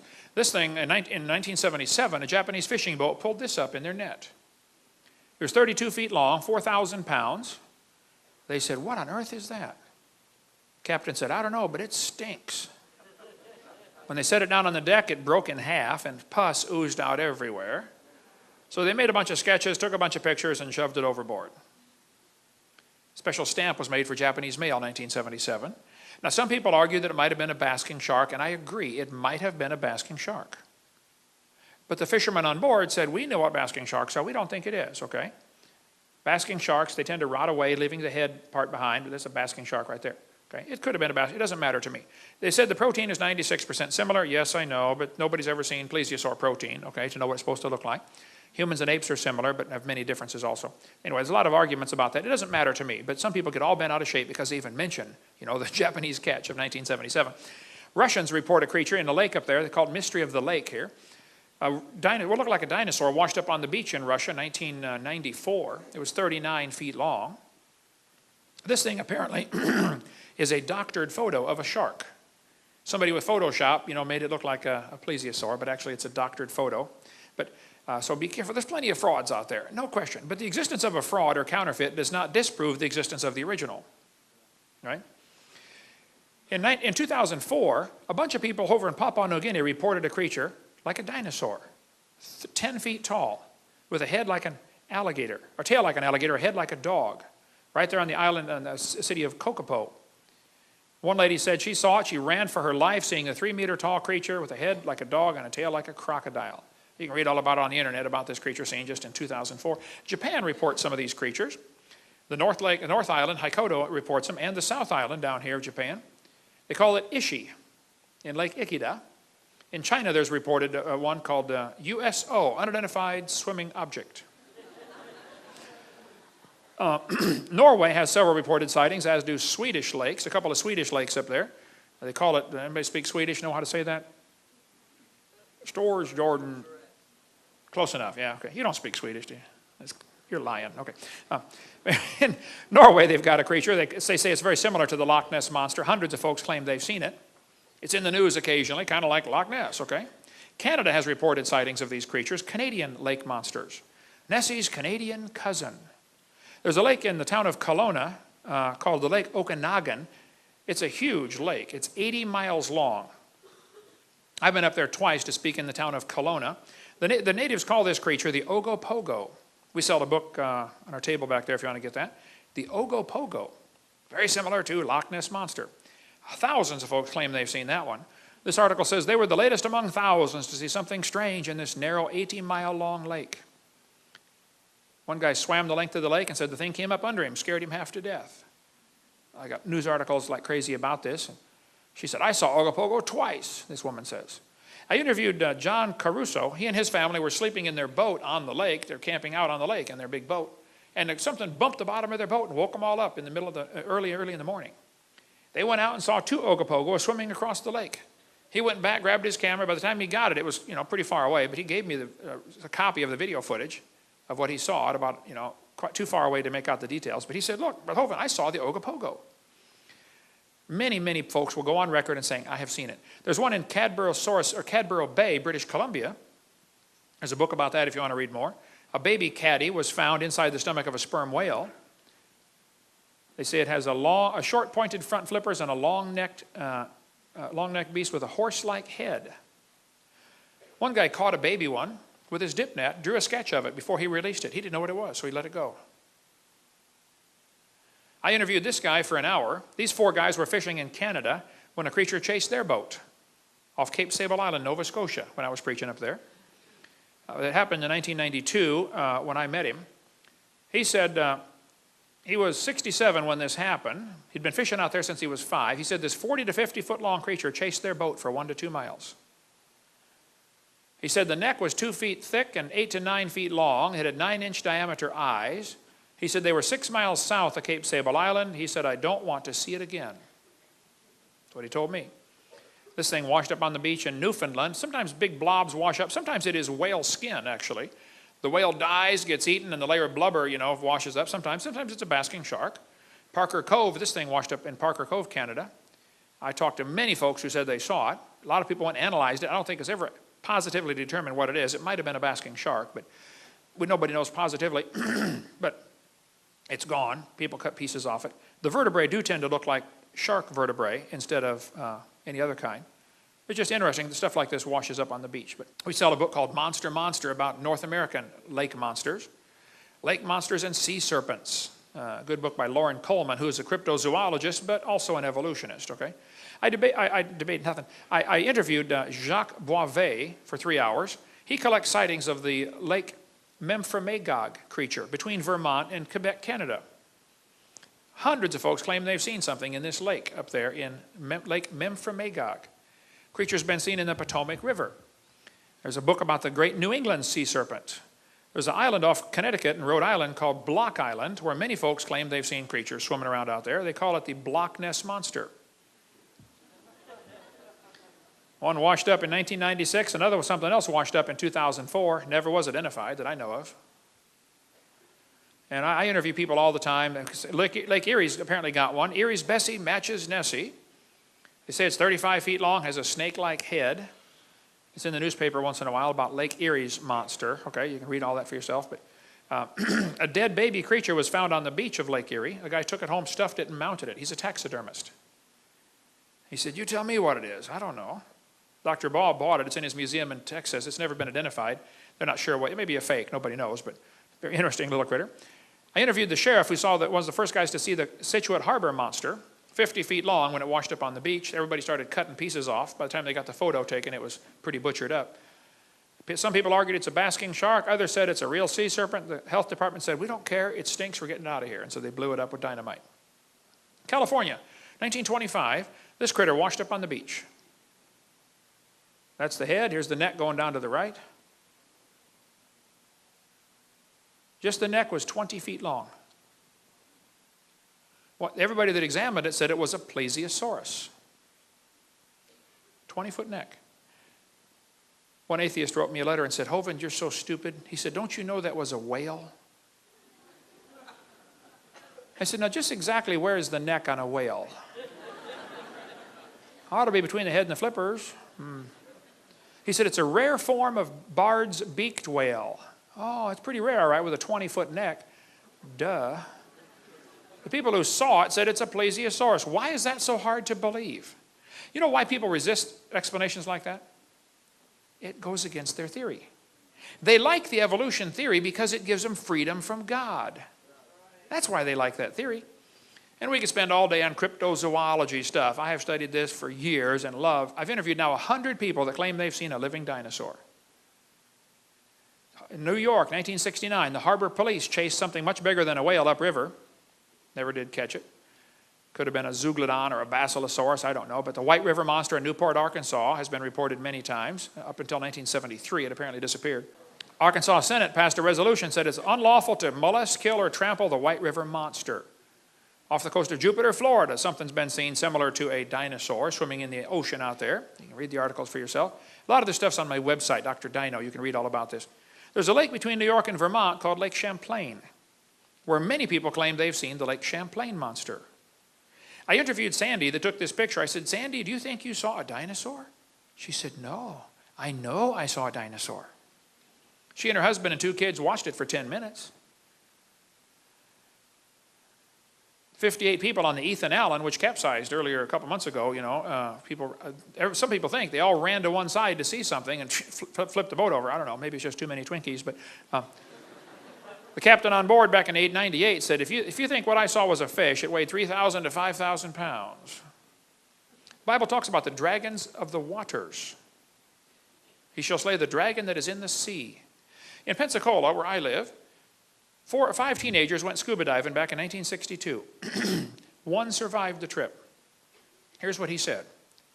They were going out to the sunken ship in the Pensacola harbor called the Massachusetts, and here's what he said. I've got tons of stuff on this. He said, "We were in an Air Force rescue raft bound for a sunken ship a few miles off the coast. Midway out, we were caught in a storm and dragged out to sea. When the storm cleared, we were in a dense fog.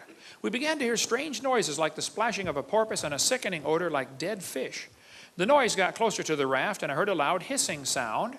Out in the fog, we saw what looked like a long pole about 10 feet high sticking up out of the water. On top was a bulb-like structure. It bent in the middle and went under. It appeared several more times, getting closer to the raft.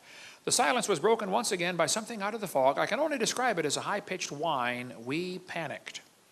All 5 of us put on our fins and went into the water. "Keep together and try for the ship," I yelled. After we got in the water, we got split up in the fog, and from behind I could hear the screams of my comrades one by one. I got a closer look at the thing just before my last friend went under. The neck was about 12 feet long, brownish green and smooth looking. The head was like a sea turtle, except more elongated. The eyes were green with oval pupils. I don't know how long it was before I heard a scream. It lasted maybe half a minute. Then I heard Warren call, "Hey, help me, it's got Brad. I've got to get out of here." His voice was cut off abruptly by a short cry. "Brad, Warren, hey, where is everybody?" I yelled back at the top of my lungs. Larry now swam with Eric and me. Warren and Brad were nowhere in sight. Right next to Eric, that telephone pole-like figure broke water. I could see the long neck and 2 small eyes. The mouth opened and it bent over. It dove on top of Eric, dragging him under. I screamed and began to swim past the ship. My insides were shaking uncontrollably. He drew a sketch of the thing that killed his friends. He said, "I finally made it to the top of the ship and stayed there most of the night. Next morning I swam to shore, was found by the rescue unit." That's the sketch Brian McCleary drew of what he saw that killed his 4 friends. I was speaking in Fort Walton Beach, Florida one time, and Valerie Bill came to me and said, "Mr. Hovind, my stepson, Larry Bill, was one of the kids who was eaten. That story you are telling is correct." But the Pensacola News Journal said, after they interviewed him, they said, "This is a beach town. You know, people come here to go swimming. We're not going to report that your friends got eaten by a dinosaur. We're going to report that they drowned." So that's what the newspaper said. 4 teenagers drowned. Panama City, there's something seen there similar. Youth director at a Lutheran church told me his whole youth group was in the van and they saw a creature like that in Panama City Harbor. There have been many reports of dinosaurs still living. There could be some pterodactyls still alive. The natives call the animal the Congomato. If you're in Congo, in Kenya they call it Batamzinga. Steve Romandi was on the Kenya Olympic running team. He called me and said, he was going to school in Louisiana. He said, "Mr. Hovind, I saw those creatures." He said, "We've got them in my village in Kenya." He said, "Their favorite food is decaying human flesh. They dig up graves and eat the bodies." They kept talking about the Congomato. Well, we could cover dinosaurs still living for hours, but there have been lots of reports of pterodactyls still around. I get calls about this from people all the time, about pterodactyls being seen in Papua New Guinea or in Indonesia or in Venezuela. Wish we had time to cover all that, about all these pterodactyl sightings. Dave Wetzel went there and said, "Man, the natives kept talking about this flying ropin that glows in the dark over in Papua New Guinea." It lives on the island right there. So what's the point? You say, "Brother Hovind, who cares?" Yeah, I think there might be some dinosaurs still alive. And I think we have really been lied to about the dinosaurs. Now, I don't think there's many, and it's probably safe to go to the dorm, okay? Don't get excited and think, "Wow, we're going to get eaten by a dinosaur." No, it's not that way. The hallway will be clear tonight, I assure you, okay? But the Indians had a legend called the Thunderbird. They said a giant bird got hit by lightning. When they found it 3 days later, the buzzards had picked the bones clean, but they said the wingspan was 20 feet and had a bony bump on the back of its head. The Indian prayer sticks, to this day, have the head of a pterodactyl on them.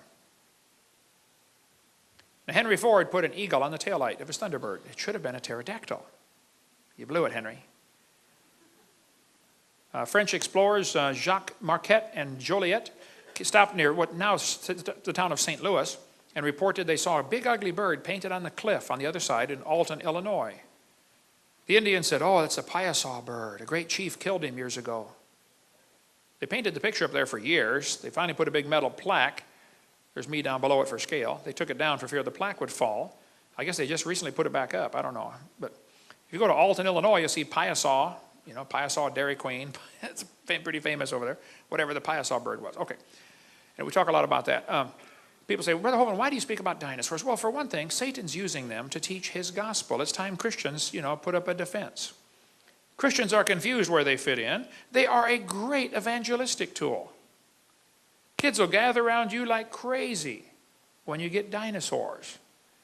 He's the chief of the ways of God. Well, then God ought to get the glory. Now the Bible also talks about Leviathan, but that's a whole other story. We'll cover Leviathan some other time. So basically, God made everything in 6 days. Dinosaurs lived with man. People have killed most of them. There could be a few still alive. And Christians need to quit worrying about dinosaurs and start using them for God's glory.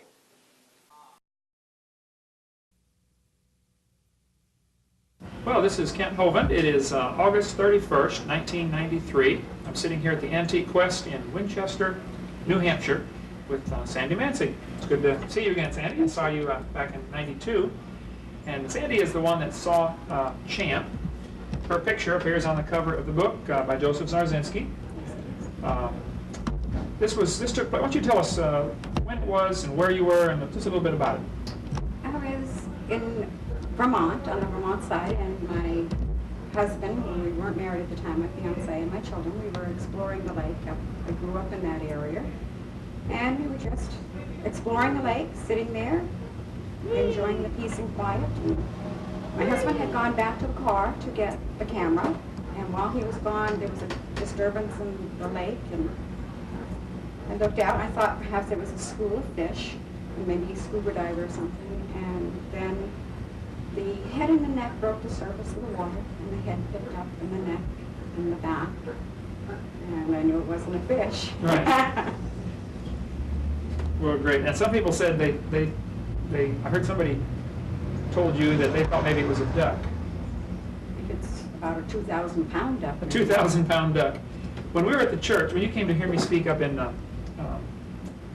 wherever that was, New Hampshire, Dublin, New Hampshire, I had all my dinosaurs on the table, and you immediately picked out this one as Champ, but you said it was a little different, what you saw. Yes, what I saw is the neck was not near as long, and the head is shaped right, like a horse head, but the neck is not near as long. Okay, now there are 3 or 4 different types of swimming dinosaurs that bones have been found of. There's the chronosaur, which has a huge neck, the plesiosaur, which you're holding, and then there's the elasmosaur. Had a shorter neck, and the head is at a right angle to the body instead of in line with the body. There may be others, of course, undiscovered yet, but get that where they can see it on the camera. I think this more. But Shorter neck. With a shorter neck. Or it could be that the neck wasn't all out of the water, too. Okay. All right, so this was back in 1977. How many other people do you know, or have you talked to that claim they have seen it also? I have spoken with probably about 6 different people who have seen it. Mm-hmm. And all of our accounts are very, very similar. So we all can't be crazy, and we all can't be telling something that maybe we didn't see. But they're all very, very similar. The shape of the head, the neck, just the massive size of it. Okay, now you watched it for about how long, would you say? Probably from the time the disturbance until it went back down, maybe 8 minutes, 10 minutes. 8 to 10 minutes, okay. And you told me the last time we talked, about a year ago, that when it first came up, it was looking different directions, it was looking around? When it came up, it was facing this way, okay, to me, and when it came up out of the water. And then it looked around, and when I did take the one snapshot, it was getting fidgety. It was getting a little more movement to it, and it had turned its head to look over its back, and that's when I got the snapshot. And then it turned, and then it went down, and it started going down like this, and then it put its head down under the water. After it was completely under the water, I heard a boat coming. I heard a boat. Mm-hmm. Didn't even see the boat, but I heard it coming. It knew that boat was coming long before my sense of hearing picked it up. A lot of people that I've interviewed have told me that, like the ones in Africa, the dinosaurs in Africa, the natives claim they have very sensitive hearing, and they'll hear you coming and duck under the water. Mm-hmm. I've got missionary friends over there that say there are dinosaurs in that swamp. Absolutely. I'm sure of it. God created one. He created many. Sure. And this is something that has to be of creation. It's not something that could have come from an eel or any of that nonsense. And if God can create one, he can create many. Sure, right. Now your picture has, as well as being on the cover of Joseph's book, has been in a number of places. It was in Time magazine, it was July '81, I think. You were on Unsolved Mysteries, did you say this last week? Or? Unsolved Mysteries has shown 3 times. It first was in September of last year, and then Maybe it was September of on- '92. Right. Okay. And then recently, about a week or so ago, they had a rerun of it. Oh, okay. So you're a movie star now. No. Well, there are those who teach that evolution is a proven fact, that dinosaurs lived millions of years ago. I, as you know, am very different. I was a science teacher 15 years. I'm of the strong, studied opinion that a few dinosaurs are even still alive. The world isn't millions of years old. And would you say that what you saw was best described as being a dinosaur of some kind, water-dwelling? I saw a dinosaur. You felt like you were seeing a dinosaur, right? I know. Not felt, I know. You know, okay. I saw a dinosaur. Now, the question comes to some people's mind, why did you only take one picture? Because I didn't want to miss anything. Busy watching it. I was busy watching. I brought the camera up, I took the one photograph, and then I put it down because I didn't want to miss anything. I was in such total awe Right. of what was happening. And I don't even know why I took the one. It was just instinct. My husband handed me the camera. He had gone after the He had camera gone anyway. after the camera to take pictures of the children. Okay, before it surfaced, or while it Right. was He didn't surfacing. even know anything was going Okay. on until he got back there. Sure. And he helped me up the banking, and he handed me the camera so to help me up the banking. And I had it. My knees gave out. I was shaking. And I went down on my knees. I picked the camera up. I took the one photograph and then put it down. I had it both out. You could have taken 20 pictures. Oh, absolutely. Right. But I wanted to watch it, and I was, and your mind tries to rationalize. And I'm trying to think, well, what is this? And there comes a point when you cannot rationalize. You just stand there and off. Yep. Okay. Well, great. Anything else, any other typical questions you get asked? Or most of the people that interview you are those who believe in evolution. Yes. And how do you feel about that? You don't like that? I agree with you 100%. And I appreciate you letting me use your picture. I put it on one of my posters. Wonderful. And I have quite a few pictures from different people. And my motive is to strengthen people's faith in the Bible. The Bible is the Word of God. And there's Sandy's picture. You've been featured in a number of shows and magazines and things like that. You've lived here how long in Winchester? About 20 years. 20 years. So you had no intention of trying to become a celebrity by photographing Jan. Now, as a matter of fact, I really didn't even want to publish. I kept it a secret for 2 years. And then I made them keep it in the scientific world. And I was forced by the media to publish. Because they were calling, well, if this exists, why haven't we seen it? And Sure, right. so I was forced to, and that's why I put a copyright on so that I could have some control and some protection as to who's going to use it. Right. Smart. Good move. Now, people have asked me, they say, hey, if there's so many of these creatures, why don't we get more pictures? And I ask them the question, I'll say, have you ever seen a car wreck? And they say, well, sure. I'll say, give me a picture of one as it happens. You never see a picture of a car wreck as it happens, and yet thousands of car wrecks happen. So it's something that's fleeting, it lasts a few seconds, you don't think of taking a picture until it's too late. Well, maybe if you could keep me posted, send me information if you get any more because people probably come to you all the time, don't they, and say, Yes. I saw it. Yes. I would like to keep a file of that. Just send me a list. Absolutely. Picture of Champ up here on the wall. And tell me about the old gentleman that came and looked at it. I was standing here at the counter, and an older gentleman came in, and he's staring at the picture, and he's staring, and he asked me what it was, and I told him it was Champ from Lake Champlain. And he went on to tell me that he had never told a soul this, and he was in his 80s. I think he said he was 89 or 87. And he told me about when he was a young man, and he went fishing with his grandfather up in Lake Champlain, up by the Bullaga Bay, that area, up by Ty. He grew up on the lake. Yeah, he grew up on the lake. Okay. And he told me of a time that he and his grandfather were out fishing, and this monstrous big thing, he said, came out of the water. And his grandfather told him that it was Champ, and that he wasn't to tell anybody due to the fact that they would think that they were insane. And so all those years, he never told a soul about it. I was the first person he told, and he said to me, I was not insane, my grandfather was not insane. We saw a living, breathing dinosaur. Right. And I was like, hallelujah. Yeah. Yes. More testimony. Yes, absolutely. Now, other people have seen it and they come to you and say, hey, you know. Yes, and I appreciate that because it gives me vindication. You know?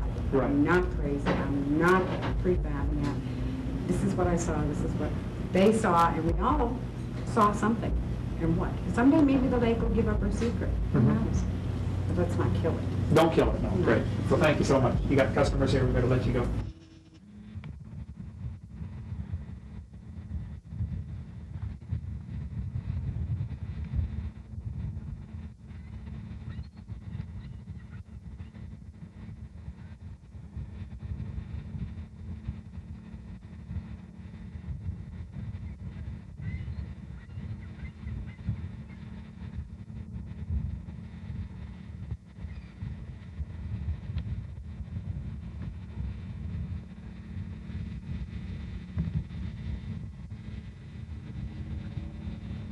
It's a shark!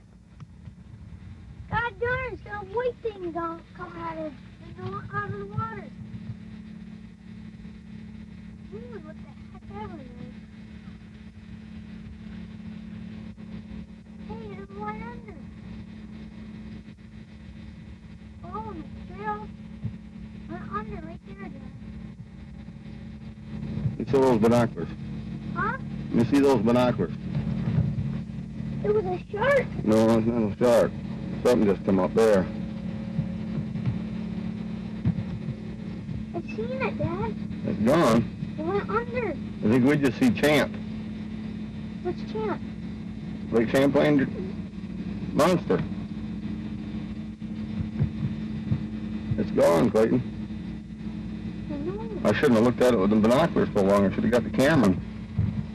Oh, it went under and swam away. It started way the heck out there. In that buoy, just past that buoy when that sailboat went by. I know. When I was looking at it with the binoculars, I thought it was just a log. It ran over, but it went right from that buoy all the way inland, went underneath right in there.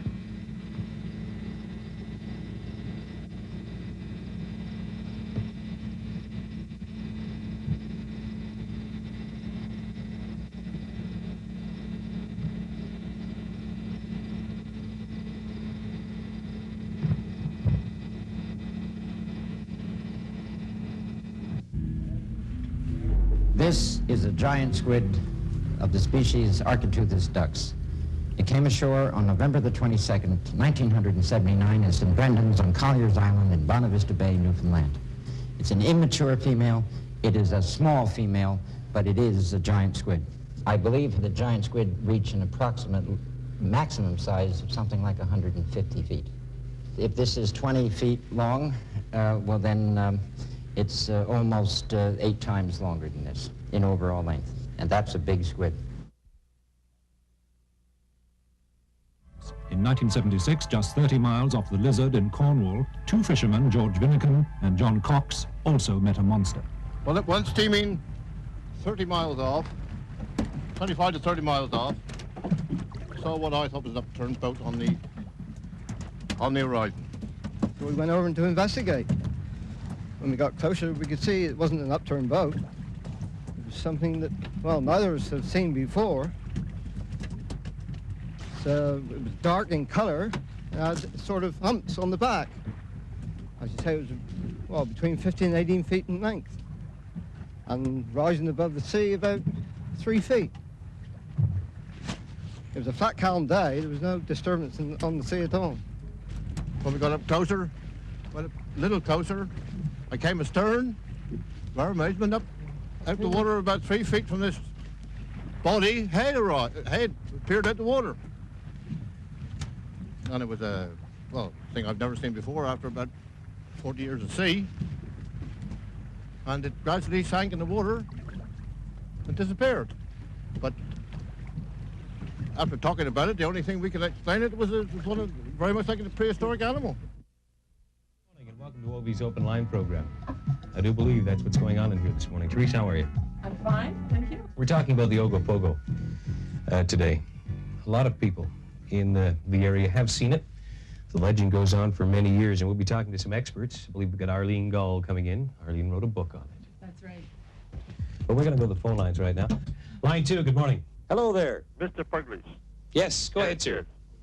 You want to know about Ogopogo? I certainly do. Yeah, okay. I had a taxi and I took a passenger to the hospital and then I was coming down Abbott Street. And I got far as about here. I looked at the lake. I was surprised. I seen this thing come out of the water. Well, it's like a horse's head with the kind of horns on it. Well, he was huge, you know, standing up there. Oh my, just like a, you know, like a big serpent. Then another fellow come behind me and he says, "What are you looking at?" He says, "I see no Ogopogo over there." And he says, Where? Over there. He says, I had the door open in the car and stepped out just a little bit and we slipped back in the water, see? And he said, "Gee, look at the big waves there." And all we can see is big waves going down there to Fred's place where he had the boat rental. And they disappeared, see? And then I got all excited. I got in the car and I pulled to the willow end. And I told the people, I says, they were having breakfast, "I just seen Ogopogo." And they says, "What the heck you been drinking, eh?" Line 4, go ahead, please. Hello, John. How are you? I'm not too bad. Good. Are you going to give me your name? No, I'm not. Okay. Tell me about I saw Ogopogo off of Sarson's about 4 years ago. Okay, you don't want to give your name on the air. No, I don't. You've told some people, obviously. Yes. Are you afraid that they might think you're a little bit of a... Well, I had some strange phone calls. And I get them every day. That's what they pay me for. Well, I don't get paid for them, so I don't really want any more, thank you. We were up on the beach having a picnic, and my daughter was on the swings when I saw this creature underneath the wharf there. And when I turned around and saw it and realized that it was the legendary Ogopogo, I just freaked out. I grabbed the baby and ran down to the beach, and I guess I yelled over and over, "That's him." She was screaming like anything. She just couldn't believe it. Her face was red. And, It was fishing or whatever it was doing, and it was there for quite some time. Then it straightened out and went along those poles, and as it traveled along, just the 3 humps were showing, and they were from one of those end of those poles to the other in the space. The 3 humps were. It traveled along the beach till about the corner over there, and then it turned and went straight across the lake. All right, we're going to break from the phone calls right now and introduce to you someone that's well known in the Okanagan Valley, Arlene Gall. Arlene has written a book on the Ogopogo. Good morning, Arlene. How are you? Good morning, John. Morning, Teresa. Morning, Arlene. How many sightings have you documented? Literally hundreds. Literally hundreds. When was the first sighting? The very first sighting was in 1852. The first documented sighting in 1852. Okay, 1852, and it's now 1980. Do we take it to mean that there must be more than one Ogopogo? There definitely appear to be more than one. There has been a film that was made, and I think it was back in 1968. It's pretty hard not to believe when you see it right in front of your eyes. Tell us about that film this morning. The Folden film was taken in 1968 by a gentleman by the name of Art Folden. He was returning from a trip to his home in Chase. And as he neared Peachland area, he spotted an object out on the lake, and he said to his wife, "Look, there's Ogopogo." And she laughed at him. And he got out and started filming the creature. And what we see in the film is a large animate object moving through the water, surfacing and submerging at various speeds and at various times. And it also shows the creature taking off at very high speed, producing a massive wake. And this is the footage in the film that I like very much, because you see a creature just pushing water something terrifically with a massive wake in front, just creating huge wave action. This is believability on my part. Have there been any recent sightings? We've had approximately 7 to 8 sightings this year, but we have one that has been the very best sighting. Why? And it was the Rieger family. beautiful day. The water was just as calm as glass. And I just took a look across, I could see a big wave coming. And at that time, I just didn't take much notice of it, and it kept coming closer, and I thought to myself, why would there be a wave coming if there's no wind or anything? So I called to my son, I says, come on back here, and I says, take a look and see if you think what the heck's coming down the lake here. So he took a look at it, and he says, gee, I don't know. So we had his grandson, my grandson was along too. And he said, hey, Grandpa, he says, that's the Ogopogo. It would have ran right into us, but we had to weir the boat off alongside, and then we followed it alongside for about, maybe 15 to 20 minutes. And I'd say the monster was possibly 14 to 16 feet long, which was above water, sticking above about 3 feet. And had quite a hump on the front shoulders, and had a hump on the back where the tail went. And I'd say the tail was approximately, probably 30, 40, maybe 50 feet, because we couldn't see the end of it. But he did have a long tail. He had 4 legs. And I'd say the monster weighed approximately maybe 30 ton. And his head in the front was moving from side to side. It seemed like he was looking for fish or feeding or something like that, and he was stirring up a tremendous amount of water. If I would have never seen it, I would have never believed it. And actually, I don't care if anybody believes me or not, but I've seen this animal, and I know it's here, and I know it's a tremendous-sized animal. It was some sort of we call it a monster fish, for lack of a better word, but it was approximately 30 to 35 feet in length, and its head was protruding out of the water, and you could see the flagell action of the tail and the waves going beyond it. And I took 2 pictures of it. Well, you said it was roughly similar to this. What was different? Similar to this. I couldn't see these fins on the side, okay, because they were, if that is the fish that I saw, or whatever, they were not within sight. I mean, I could only see the head and the neck and like the upper part of the body. This is Kent Hovind from Pensacola, Florida. I'm here in Canada at the 100 Huntley Street program. Several years ago, I think 1994, when I was here on the program, I brought my book from Dr. Roy Mackal, A Living Dinosaur, and Cal, who's sitting here beside me, Bombay, said, he said, well, I was in Africa and I saw something like that, a dinosaur. And I turned to this page 256 in Roy Mackal's book. And Cal, you said, hey, I saw one of those. Would you take just a few minutes and tell the folks what you saw and, you know, where you work, and if they can get a hold of you for any questions, and just describe what you saw. Well, it was probably one of the most startling experiences I've ever had. It was about in 1963, I think. And I was on my way through the old roads of Kenya back to Nairobi to pick up a car. So I was taking this old Chevrolet that was almost too big for those roads, for the potholes, and I was going rather slow. And it was a hilly country near a place called Muhoroni. And that's down in the Rift Valley, but a hilly part of the Rift Valley. As we came up over the brow of the hill, my wife was with me. And suddenly laying there in front of us, right across the road, 7, 8, 9 feet long, was what I thought at first was a crocodile. And I thought, no, it can't be a crocodile. This is a dry part of the country. And then as I looked at it, we slowed down and stopped the car, actually, and sat there for 10 minutes looking at this. And as I looked at it, I thought, this is, I mean, the actual word prehistoric went through my mind. I said, this can't be real. I've seen pictures like this, but not quite like this one. Anyway, from the tail right through to the back of its head were I don't know what you call them. Serrations, ridges. Ridges, like triangulars, perfect triangles, all the way from the tail to the head to the tail. And it was just laying squatted down on the road, seeming to sun. And so I looked at the thing for 10 minutes. I could shoot myself for not having my camera with me that day, right, but I wish I had. But there it was, and I had never seen anything like it, and nor before nor since. And I've asked people. In fact, I went to the Natural Museum and said, have you ever seen anything or heard of anything in Kenya of this nature? And they said, no, there's nothing like that alive today. I said, I saw something. And I argued with them really rather intently for a while, and they said, well, it must have been a figment of your imagination. Well, my wife and I both saw it, and we asked for several years, we asked anybody if they'd ever seen anything like that. Nobody had, nor have I since. But there it was, laying on the road.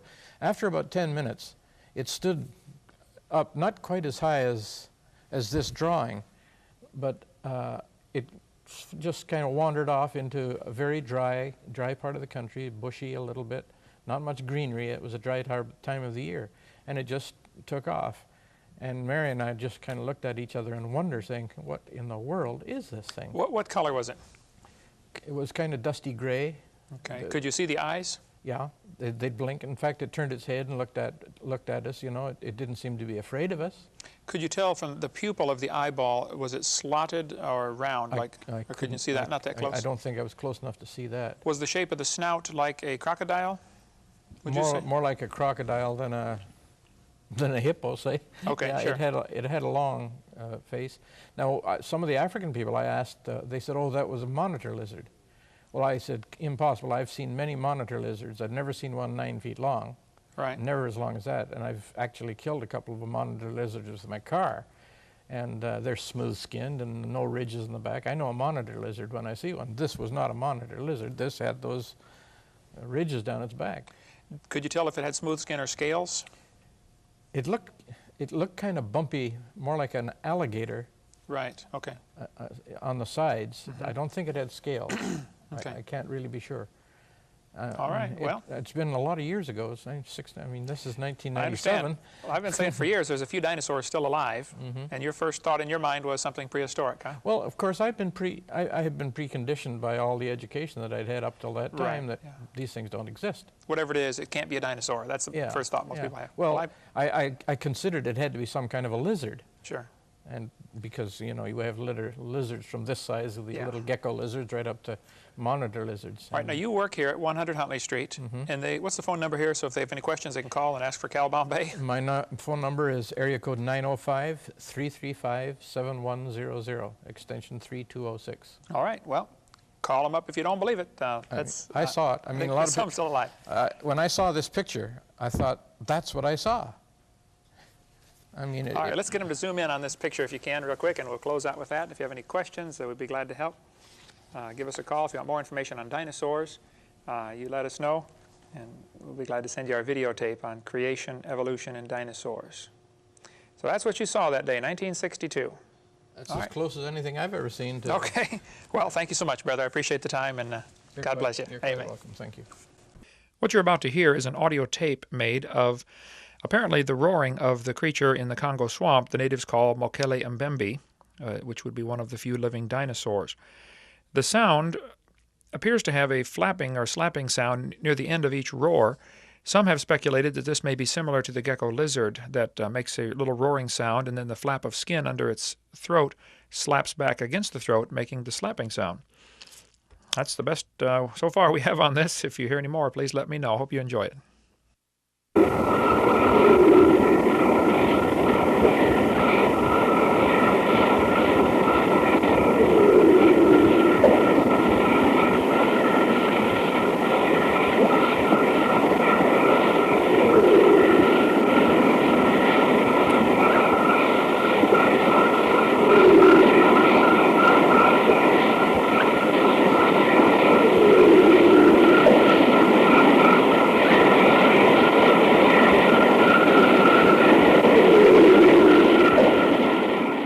We hope you've enjoyed this video series on creation, evolution, and dinosaurs. Much more important, though, than knowing all the truth and facts about science is to know the truth about whether you're going to heaven or not. If you've never trusted Christ as your Savior, let me explain quickly what you need to do to go to heaven. The Bible says we're all sinners. We've all broken God's laws. We've disobeyed the Creator. We've done wicked things. We're sinners. Some are worse than others, at least in man's eyes, but we've all broken God's laws. And the Bible says you have to repent. The word repent means to turn. It actually means two things, to turn from your sin and to turn to God. God's looking for a change in your attitude where you say, Lord, I don't want to do wrong anymore. I'm sorry, I've offended you. I want to do right. And you turn from sin and you turn to God and say, God, would you please forgive me? Would you save me? The Bible says in Romans chapter 3, verse 23, that all have sinned and come short of the glory of God. You need to admit you're a sinner. Number two, the Bible says in Romans 6:23, the wages of sin is death. We deserve to die and go to hell because of our sin. But Jesus died for you. He loves you. He wants you to come to heaven. And anybody that will ask Him for the free salvation, God will give you the gift of eternal life. It says in Romans 6:23. It's a free gift. And it says in Romans chapter 10 and verse 13, whosoever shall call upon the name of the Lord shall be saved. If you would just call and say, Lord, I'm a sinner, would you please forgive me? And ask Him. He will give you that free gift of eternal life. Why don't you just pray with me right now, and you could receive Christ as your Savior. There's no magic words. God's looking at your heart. But if you could say this and mean it, God would forgive you. Just say, Dear Lord Jesus, I know that I'm a sinner. I've broken your laws. I'm sorry. Please forgive me. Please apply your blood to my account. Forgive my sins and take me to heaven. In Jesus' name, amen. The Bible says if you call upon the Lord, you shall be saved. So if you've asked the Lord to save you, He promised He'd save you. Now your job is to grow. Read your Bible, pray, get involved in a good Bible-believing church, and begin to grow to be a good Christian.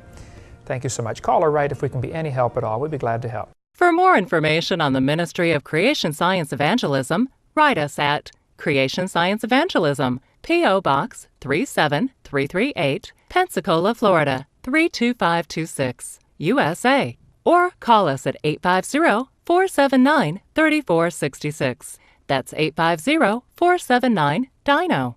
You may also visit us on the web at www.drdino.com. That's www.drdino.com.